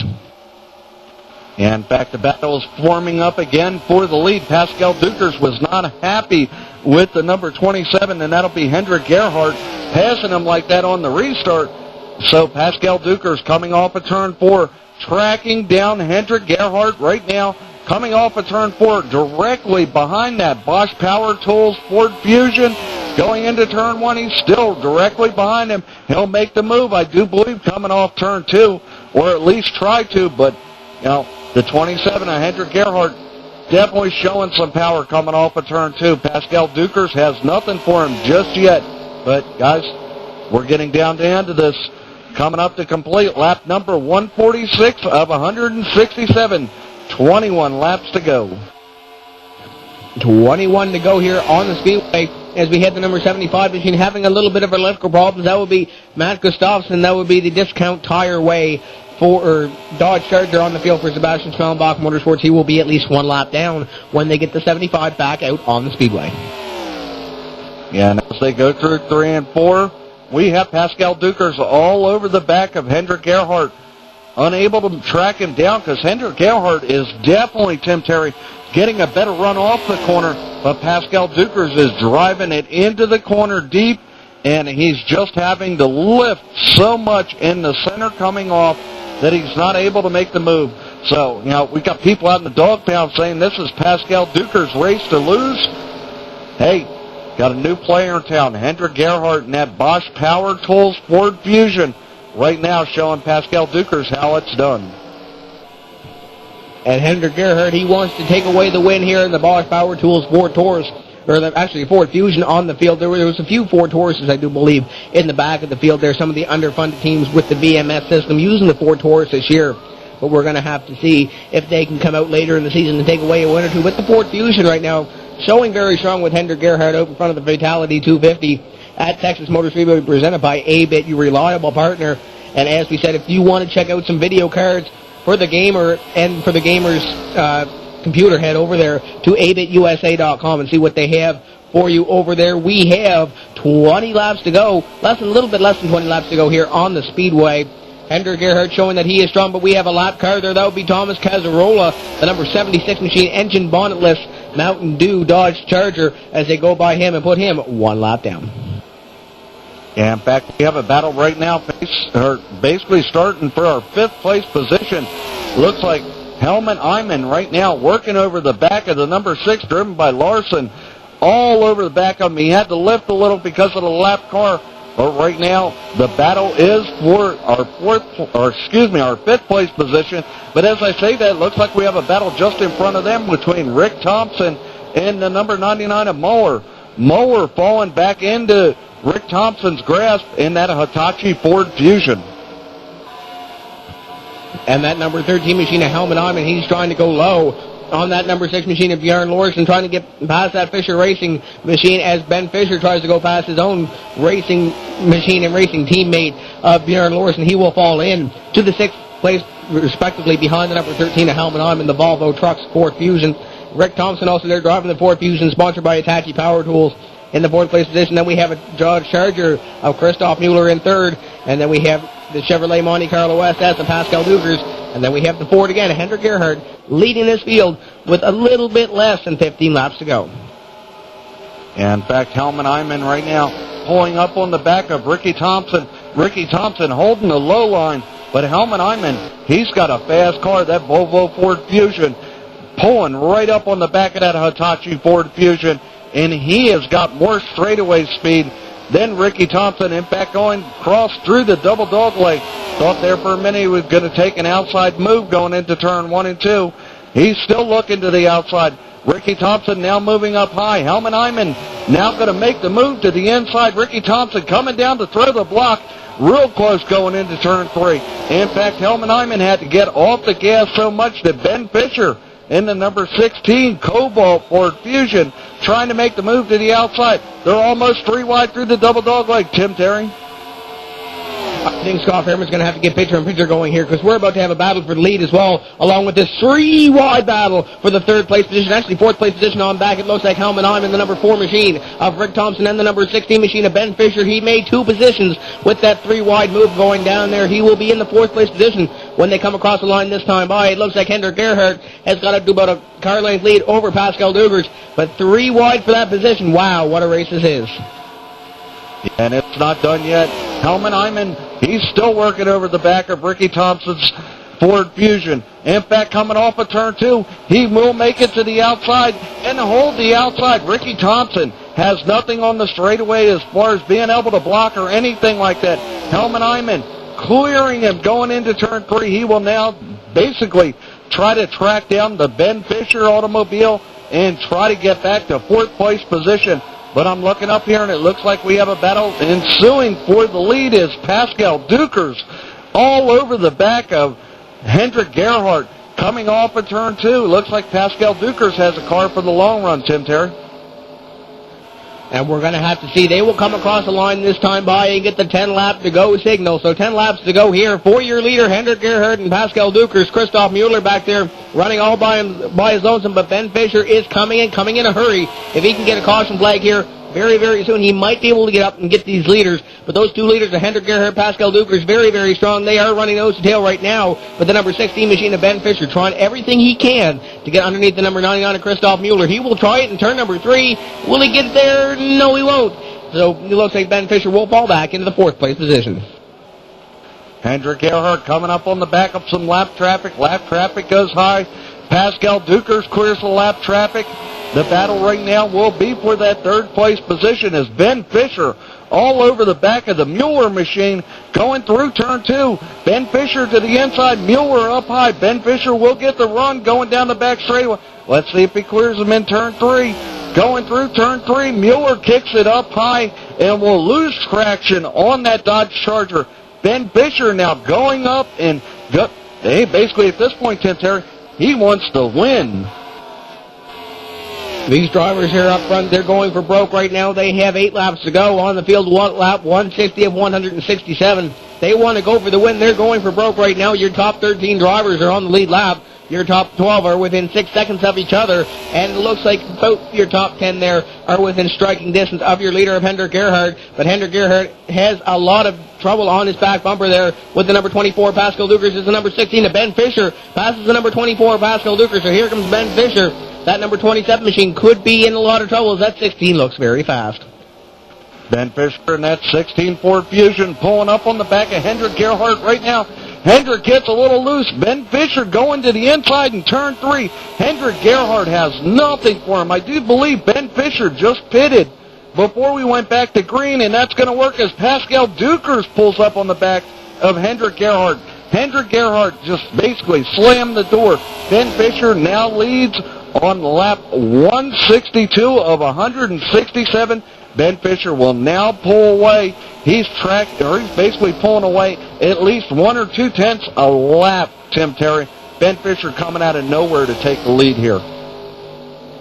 6 laps to go here on the Speedway. That Ford Fusion, sponsored by Cobalt Power Tools, is in the lead with Hendrik Gerhardt and Pascal Dukers going side by side for the second place position. And it looks like Christoph Mueller back in the fray once again. He wants the third place position away. He almost goes 3 wide for a second there, trying to get into the second place position there past Hendrik Gerhardt. But he will get past the number 27 for the third place position, and Pascal Dukers will get the second place position. So Hendrik Gerhardt second to fourth in 1 lap.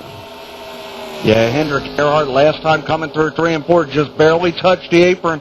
But here at Texas Motor Speedway, for as much speed as you are carrying through the corners, any touch on this apron in the corner will cost you. And we are seeing that right now as Hendrik Gerhardt trying to pass Mueller back for the third place position. But Mueller has thoughts about going for second as he pulls up on the back of Pascal Dukers. Pascal Dukers' car looks like it's pushing a little in the center of the corner, and that's giving Mueller all the advantage that he would need as they come off of turn 4. Pascal Dukers touched the outside wall. Mueller trying to get it to the inside, unable to do it. Pascal Dukers high in 1 and 2. Mueller right on the back bumper. In fact, he had to lift or else hit Pascal Dukers coming off of turn 2. Pascal Dukers still got that push going on. Mueller going to look to the inside going into turn 3. He will have the inside, but no, Pascal Dukers slams the door on him, Tim Terry. Mueller wants that position with 2 laps to go here on the Speedway. Ben Fisher has checked out, and unless something extraordinary happens to that number 16, he will take away this win. But you never know here with the Fords running in the ESCORS Alienware Series. We have 1.5 laps to go. Pascal Dukers, and it looks like Christoph Mueller has straightened that out, that battle for third. But it looks like the battle for fourth is starting to heat up with Helmut Hyman and Hendrik Gerhardt coming across the line this time by. We will get the white flag this time by. 1 lap to go on the Speedway. We will also get the yellow flag, though, so they come across the line, and it looks like we have a car in the grass there. We have a lot of cars in the front straightaway. Ben Fisher tries to avoid them. He comes across the line, and he will be your leader. White flag, yellow flag on the Speedway. Yeah, and Ben Fisher had to take evasive action. He was on the grass to avoid the car, and it looked like the car lost a motor back there, Tim Terry. And what I'm trying to do is figure it out. I think might be the 75, that Discount Auto Parts or Discount Tire car. Yeah, Mark Gunnarsson basically lost it going through 3 and 4 and pounded the outside wall hard. So maybe the tires didn't work.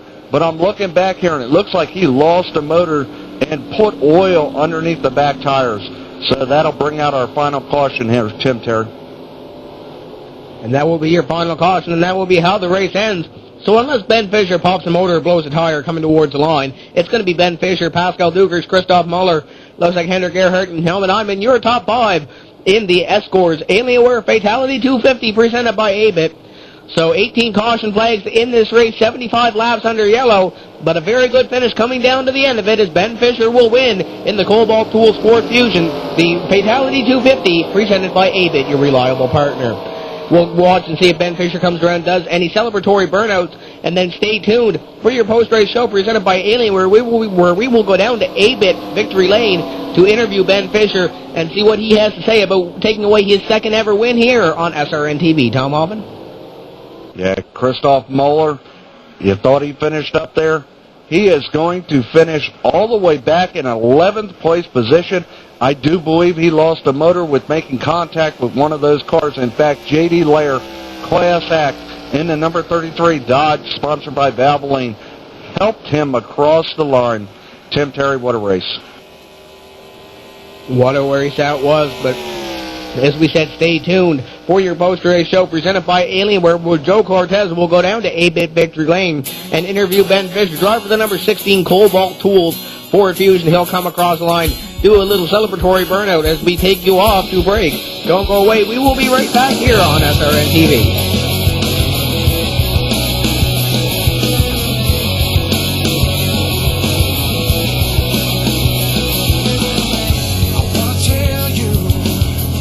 I wanna tell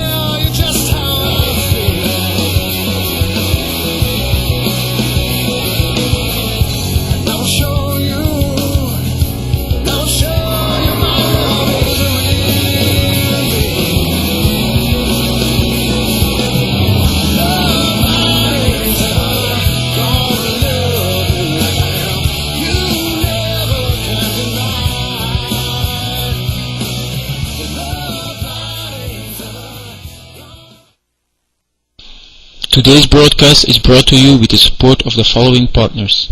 RagBoost, your partner in web hosting and server leasing. Ball Racing Developments, leading the way in the development of motorsport and driving simulators. Alienware, manufacturer of high-end computer gaming machines. EBIT, the premier motherboard and graphics card brand. Mindware, a leadership academy as well as Mind and Body Institute. Enermax, designer and manufacturer of various switching power supplies and industrial and server computer cases. NASCAR 2003 Replay Analyzer, your program if you are into analyzing and comparing lap times. Roswell, New Mexico, 1947. UFO wreckage is discovered and seized by military personnel. It is speculated that the alien technology recovered has been applied to modern-day innovations. To this day, the government denies any existence of alien technology. Alienware high-performance systems feature Intel Pentium 4 processors. ABIT offers extensive motherboard and graphic card solutions. From the mainstream user who enjoys the nobility of using a quality brand, to the hardcore gamer who wants the blistering power and blazing graphics capabilities that dedicated gamers want. By combining forces with legendary gamer Jonathan Fital1ty Wendell, we have been able to focus products specifically for the gamer according to Fital1ty's specifications. A wide variety of products is at your disposal, starting at the Radeon 9250, which provides a perfect balance of advanced 3D graphics at a great price, to the almighty Fital1ty X800 XL 512 megabit, which gives you pure raw power. ABIT, your reliable partner.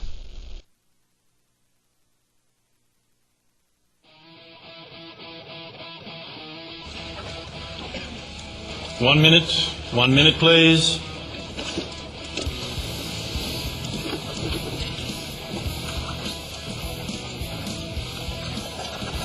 Time, thank you.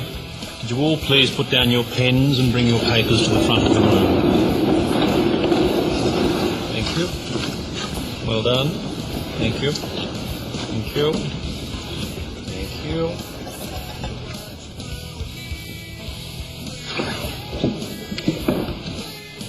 Oh, I'm sorry, you're too late. Gave you plenty of warnings about time. You failed. Sorry. Excuse me, do you know who I am? I had absolutely no idea. Good.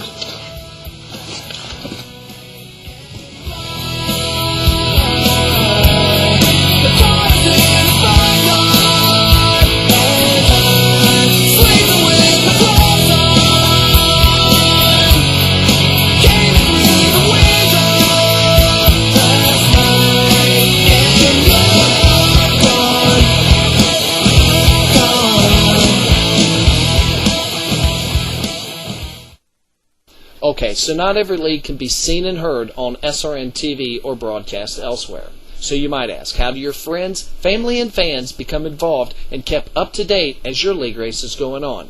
GNL TV. This incredible software package gives you real-time standings, scoring, and timing, along with an embedded applet that allows you to see a track graphic with the cars going around with their car number on there so you can keep up with your favorite driver. GNL TV also shows you if positions are gained or lost for each lap. The entire race summary is at your fingertips. What could be better than this? Well, seeing it live on SRN TV, of course. Oh, and did I mention that GNL TV is the official scoring and timing program used by the SimRacing Network and SRN race servers? The best part is it's free. Go head on over to www.dikant.de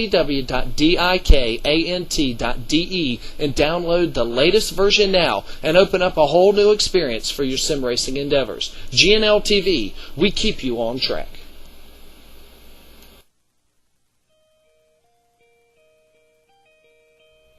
With the widespread adoption of broadband connectivity in homes and businesses, the demand for rich media content continues to grow rapidly. This trend will escalate as businesses increasingly leverage the internet for services such as legal media downloads, software distribution, and corporate webcasting. It's only natural that the worldwide leader in sim broadcasting, SRN TV, SimRacingNetwork.com, become partners with Limelight Networks, the worldwide leader in media delivery systems. If you demand high performance at a cost-effective price, check out LimelightNetworks.com, the worldwide leader in high-quality media delivery.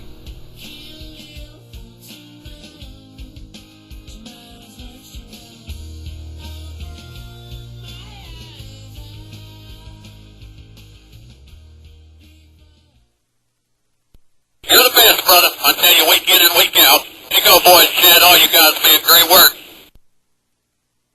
Hey, a great job. Just a great job all the way. I am so high, I can hear heaven.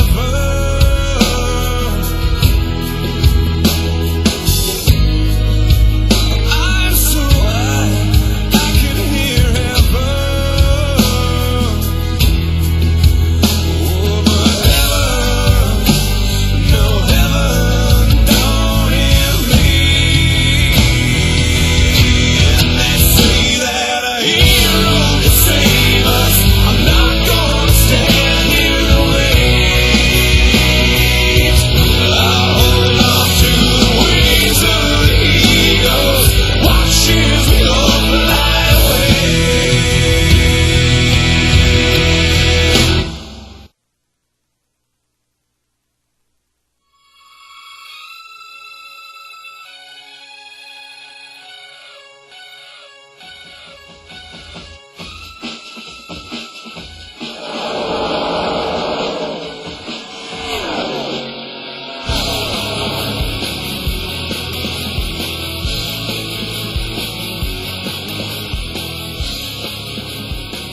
Welcome back, race fans, to SRN TV, the worldwide leader in sim broadcasting, where you just witnessed the ESCORS Alienware Series Fatality 250 presented by ABIT, your reliable partner. And what a great race we have. Joe Cortez has been busy down on pit road, and he has caught up with your winner down in ABIT Victory Lane, Ben Fisher. Joe? Down here in ABIT Victory Lane, I have never seen a more ecstatic crew in my life than this one. They have come through hell and high water to win this race. It is the number 16 team of the Cobalt Tools, the 2006 Ford of Ben Fisher. Ben, your first televised win. What is your first reaction? Well, my first reaction is that we really had an awesome car in the final stint of the race. Obviously it wasn't the best race with all the cautions going on, but I think we made the best out of it, and I really got to thank a ton to my teammate Rick Thompson in the number 4 car. He really gave me the pass I needed to get to the front in the end, getting by that number 13 car. And I think the final laps were just really awesome. I mean, we were catching the leaders in a hurry, and I felt like it's going to be close because I thought maybe we were going to run out of laps to make the pass for the win. But then I saw that we catched up really quick in turn 1 and 2. It was so tight all day, and well, then the pass happened, and it's just awesome to be here in Victory Lane, and it's just awesome. I'm really happy with the Cobalt Tools crew. They did a great job all day, and I couldn't be any more happy. There was a record-setting 16 caution flags out there. How did you and your team adjust to this? I mean, there seemed to be a lot of aggressive driving and a lot of just incidents going on that would cause yellow flags going out. How did your team adjust to the incident, everything going on? Well, yeah, obviously it's pretty challenging to adapt to such situations. We were running a little bit hot early in the race. We had a little bit problems with overheating, and I was a little bit worried about the engine. So we had to make setup changes, but in the end it seemed that we could run actually with a little bit more tip than we thought, because it was basically from going from one caution to another. I can't really explain why a lot of cautions came out today. It seems like the restarts were a lot of problem-causing moments. I had my share of problems there too with his 75 car. I remember he was just really slow. He didn't get going on the restart, and I thought that he was like getting loose in 3 and 4. And just tapped his right rear a little bit. I hit the outside wall, but it seems to be just what you get when you have so many cautions. You get really, you struggle to stay focused, and it's really not easy. So I think the usual saying applies that cautions breed cautions, and that's what we saw today, I think. Now, this week presented a very unique challenge in that this acts like a super speedway without a restrictor plate. Next week, you go to the exact opposite in Phoenix. How is your team going to adjust to going from such a big track to such a small track? Well, the setup certainly is very different, and at Phoenix we are actually using short track chassis, so we are using a lot of brakes at Phoenix, and overall it's just really more challenging to race at Phoenix. You gotta have a perfectly balanced car, otherwise you're in real big trouble. Overall, I would say that physically Phoenix is pretty much the same as Texas, but the setup is obviously very different. But it's like every track is a little bit different than the others. We have a lot of 1.5 milers, obviously, but I think Phoenix is one of these tracks that is a welcome change on the schedule, and I'm really personally looking forward to this. And I hope we are going to have another, hopefully better race than today, and maybe we can win that one too.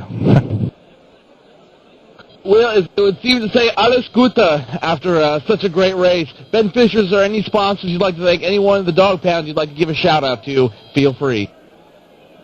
Yeah, well, I want to thank, at first, of course, for holding the race here, for organizing everything. And, of course, I want to thank my sponsors, Cobalt Tools, for the awesome sponsorship and the great partner we got in them. And I obviously want to thank Pepsi and Genian Auto Parts, Genian Parts of Service, and I wanted to thank Quaker State, Rob Supermarkets, the U.S. Air Force, everyone. And I think that even though we had a little bit difficult race today, we can still take something good from it. And just want to thank everyone involved, especially also my crew. They did an awesome job today, and I'm really proud of them. They deserve this when they really have struggled for the last few months, and I'm really happy about them, so they can enjoy this day. Big race and big win for Ben Fisher, the driver of the number 16 Cobalt Tools Ford Fusion. Let's get further down pit road to Tom Hoffman. Okay, guys, I'm standing down here with Paulo De Papa, the driver, the number 72 Dodge Charger, sponsored by Air Jamaica Vacations. Paulo, tell me, how'd you make it to 8th place here tonight? Yeah, I'm really happy about my 8th position because it's my best career. For my little team, it's like a victory because the sponsor required to finish the race and to get the checkered flag without any damage, and I did it. For the half race, I tried to save my car from the many wrecks that are along the track. Then when at 60 to go, I tried to push more and to save tires and to get to the top 10, and I did it. Now I'm looking here at the point standing. You started out tonight, you were in 11th in the points. This should put you back in the top 10. What are you looking for as far as the end of the season? Where do you think you should be in the points? Yeah, for the end of the season, I hope to remain at top 10. Because and also to stay locked in on the field for more is possible, because for me it's very important to finish every race, to get more points as possible, and to save the team from the bankrupt for this season. Because the sponsor, I have only one sponsor, and I'm looking for one more to save the balance of my team. Okay, I have one other question for you. What do you think your chances are running out there in Phoenix on that short 1 mile bull ring? Yeah, my things, I have already tested something. The car is, I have a good balance of my car, and it's one of my preferred track, and I hope to get again the top 10. Okay, and Paulo, as tradition over here at SRN, is there anybody you want to give a shout out to in the Dog Pound sponsors, family, anybody?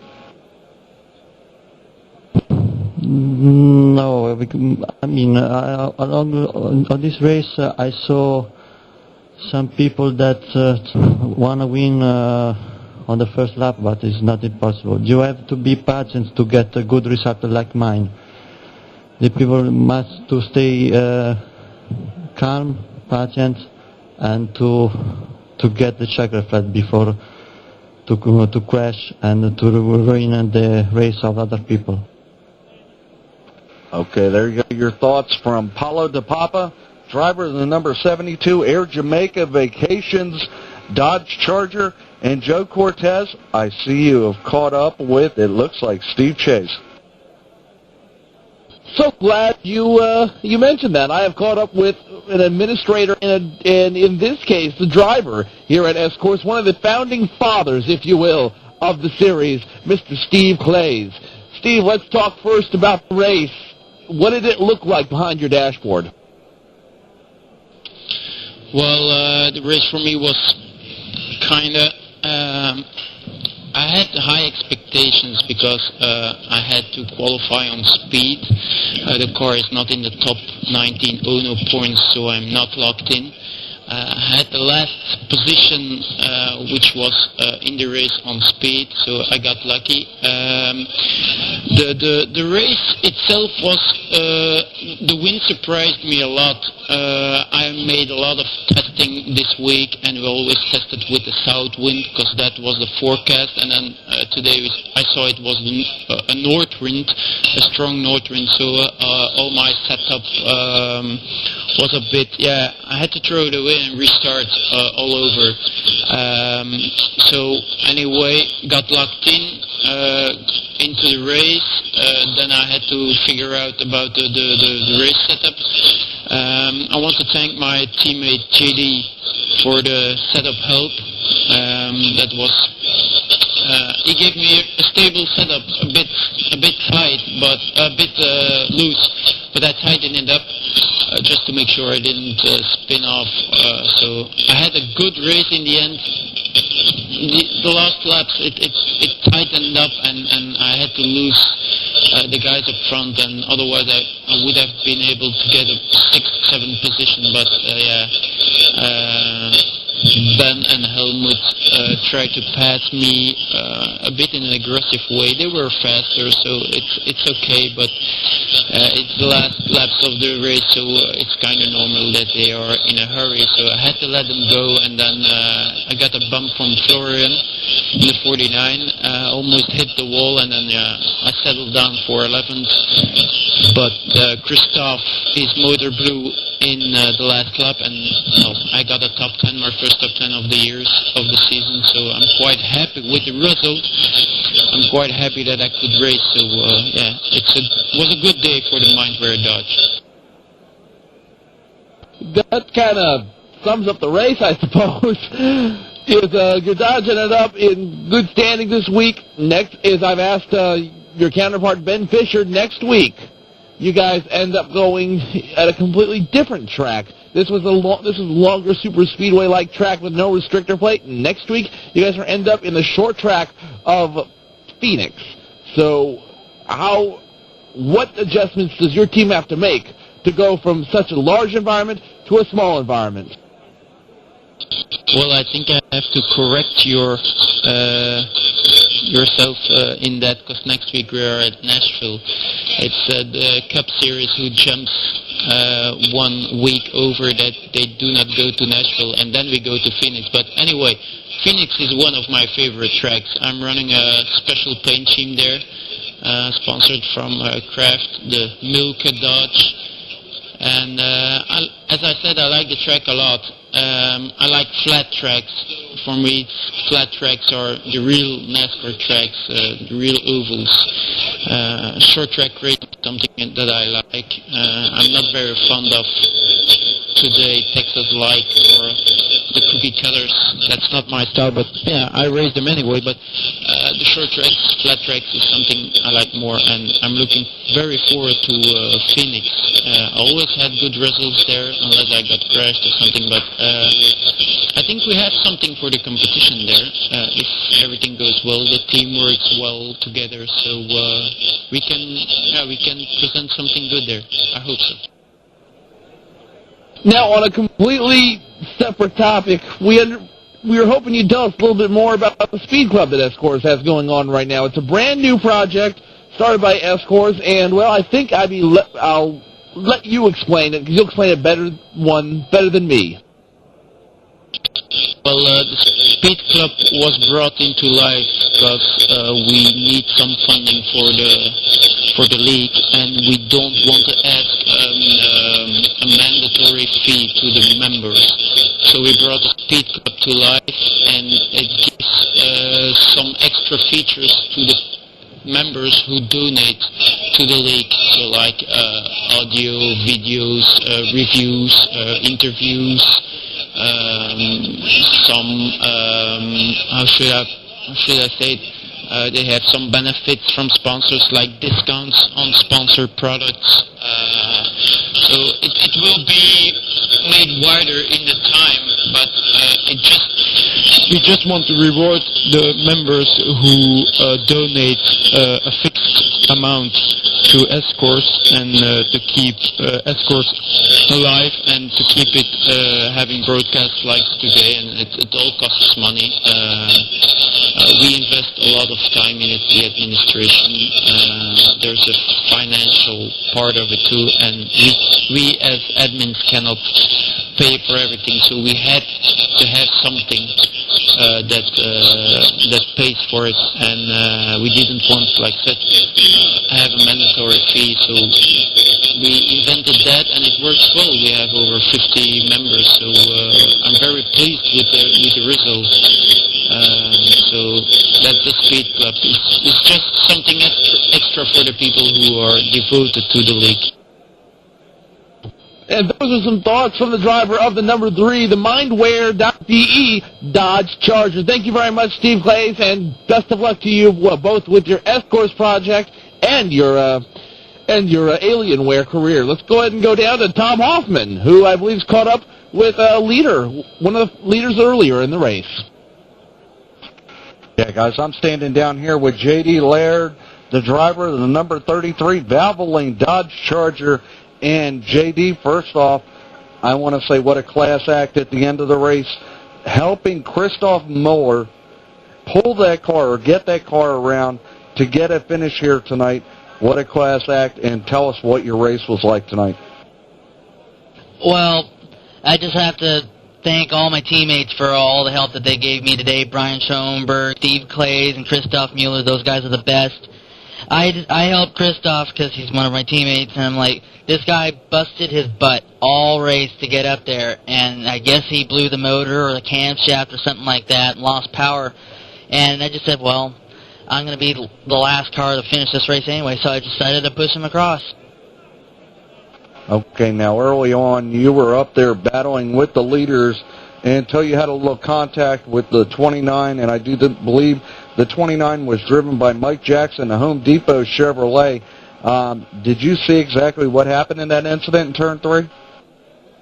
Well, I got a little piece of it. Well, what happened? It looked like we were going side by side entering Turn 3, and I guess he got a little glitchy entering Turn 3, and we made contact. I was lucky to get away with just minor damage. The motor was hurt a little bit, but hopefully he's okay. I looked in my mirror, and he was doing a couple barrel rolls, so hope he's okay.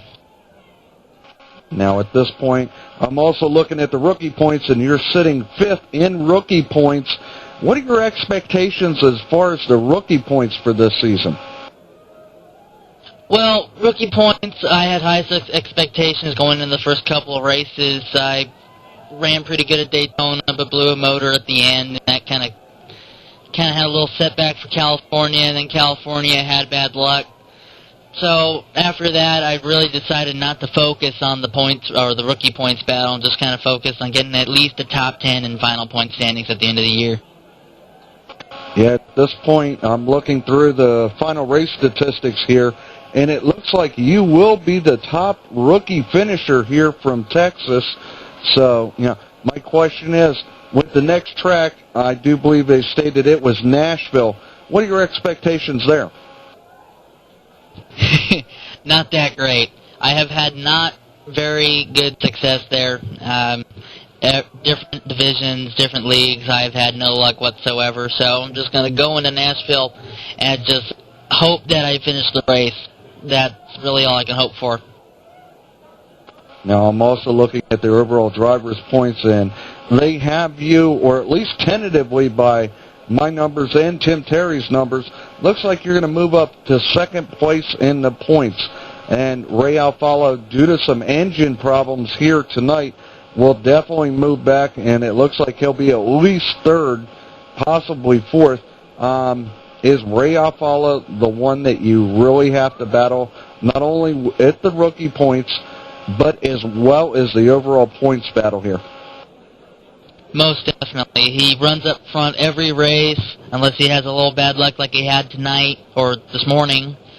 But he is a top contender along with Helmut Eyman, teammate Brian Schoenberg, also my other teammate Christoph Mueller. There's a lot of guys that are in that top 10 that can make it a real interesting battle when it comes to those last 6 or 7 races of the season.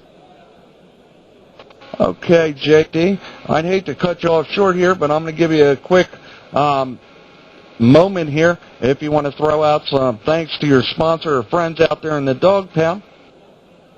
I'd just like to give out to all the people who sat through this whole race. It was a nice enduro. And I'd like to thank Valvoline, Eagle One, Max-Like, Xerox, Waste Management, Kraft Foods, and CDB Enterprises. Okay, Tim Terry, there you go. J.D. Laird, we ought to get him on here. He talks pretty quick. Okay, back to the booth, guys. Thank you very much to the ESCORS Alienware Series and A-Bit sponsoring this race today. That would be the Fital1ty 250 presented by A-Bit, and that's pretty much going to close it out for us tonight. We got to head up to Atlanta Motor Speedway for a 3 p.m. Eastern Time start for the DMP Speed Media Dual 150s at Atlanta DMP for the DMP 400 presented by Mid-Atlantic Nursery and Landscape. And until we get up there, we will see you in a few hours when we say let's go racing from the Atlanta Motor Speedway. Good night, everybody.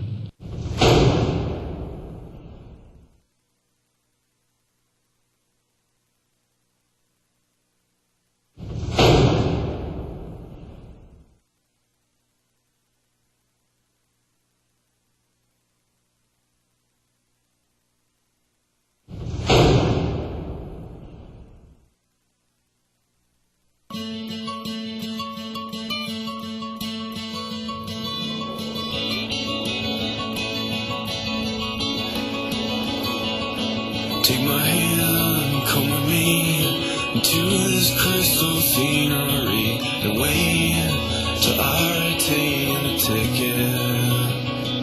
You will never have the time.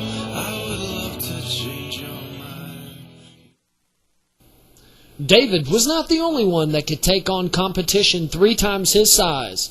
After attending Bondurant High Performance Driving School, you too will be able to slay giants. Let's see what this does here at the drag strip now. Wow, look at the hole shot that I'm all over. No, it's never done yet. No! Look at that! Oh, the cart's winning. Oh, man! I don't believe that.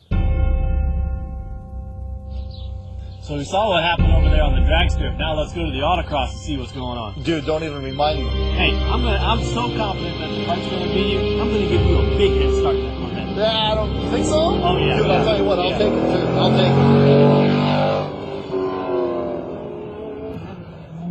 You'll catch him this lap. Yeah. Faster on the cart. Look at that. He's almost on him right now. Nah, still got 50 yards. No. Yeah, we're going to go 2-lap race, right? You got it. Oh, man. Yeah, look at this. Come on, boy. It's freaking hot. If you too want to learn the skills necessary to compete at the highest level, contact Bondurant School of High Performance Driving at 1-800-842-RACE. That's 1-800-842-RACE. Or check out www.bondurant.com. Bondurant.com. TheRaceSpace.com. If you want the inside scoop on NASCAR from a driver's point of view, and the driver would be Stanton Barrett. You want to meet and greet other NASCAR fans from your hometown or around the world, please take a moment, go to TheRaceSpace.com. That is TheRaceSpace.com, TheRaceSpace.com. Today's broadcast is brought to you with the support of the following partners: RagBoost, your partner in web hosting and server leasing; Ball Racing Developments, leading the way in the development of motorsport and driving simulators; Alienware, manufacturer of high-end computer gaming machines; Ebit, the premier motherboard and graphics card brand; Mindware, a leadership academy as well as Mind and Body Institute; Enermax, designer and manufacturer of various switching power supplies and industrial and server computer cases; NASCAR 2003 Replay Analyzer, your program if you are into analyzing and comparing lap times.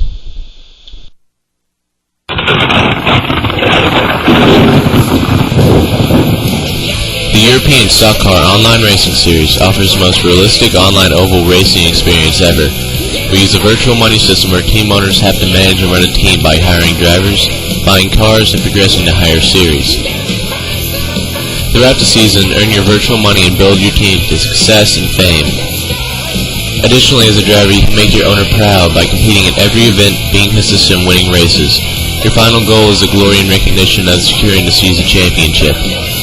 Here at ESCORS, there are 3 divisions: the Ball Racing Cup Series, the Alienware Series, and the Abbott Truck Series. Each series mirrors their real-life counterparts and is run with realism at our highest priority. The biggest events of the year are broadcasted here live at the SimRacing Network, and after 26 Ball Racing Cup Series races, the 10 best drivers battle for the title in the chase for the Ball Racing Cup. ESCORS, a simulation of the real world and a real world of its own. Are you looking out for a new dedicated server or co-location to place your own servers? Then check out RagBoost's promotions of the month. Rent rack space or a server at our data center situated in the heart of Europe and be connected to the whole world through the best peerings available. RagBoost, your partner in reliable server hosting.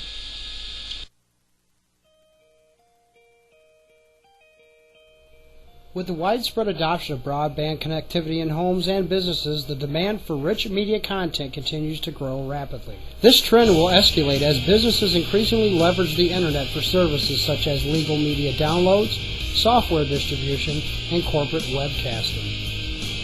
It's only natural that the worldwide leader in sim broadcasting, SRN-TV, SimRacingNetwork.com, become partners with Limelight Networks, the worldwide leader in media delivery systems. If you demand high performance at a cost-effective price, check out LimelightNetworks.com, the worldwide leader in high-quality media delivery.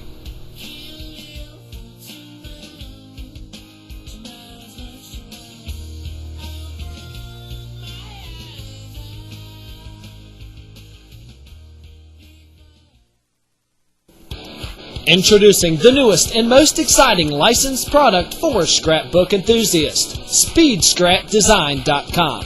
Many of you know that NASCAR is one of America's largest spectator sports.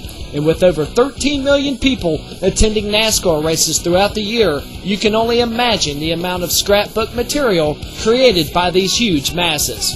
But how much of this material is licensed to be sold as scrap? Being involved in the NASCAR industry for most of their lives and being avid scrapbookers, the team over at SpeedScrapDesign.com felt it was only natural that someone take a leap and provide some licensed product to the scrapbooking industry. This is how SpeedScrapDesign.com was born. If you are looking for Dale Earnhardt Jr., Jeff Gordon, Casey Kane, Dale Earnhardt Sr., and many other drivers, along with other racing-related scrapping products, Speed Scrap Design has it all. If you want licensed, stock car scrapping products, check out SpeedScrapDesign.com. Tell them SRN-TV sent you. That's tired of the market systems put out today? Do you need a monster to blow away the online community? At thegamingsolution.com, you're in control. With over 10 years' experience in gaming, web hosting, and customer care, we understand what the online gamer needs, deserves, and expects. If you're just looking for a graphics card, power supply, headphones, fans, whatever it may be, you can get an entire system custom built here at The Gaming Solution. That's all available here. We even offer web hosting for your personal needs, or even your online clan, at thegamingsolution.com, The Gaming Solution.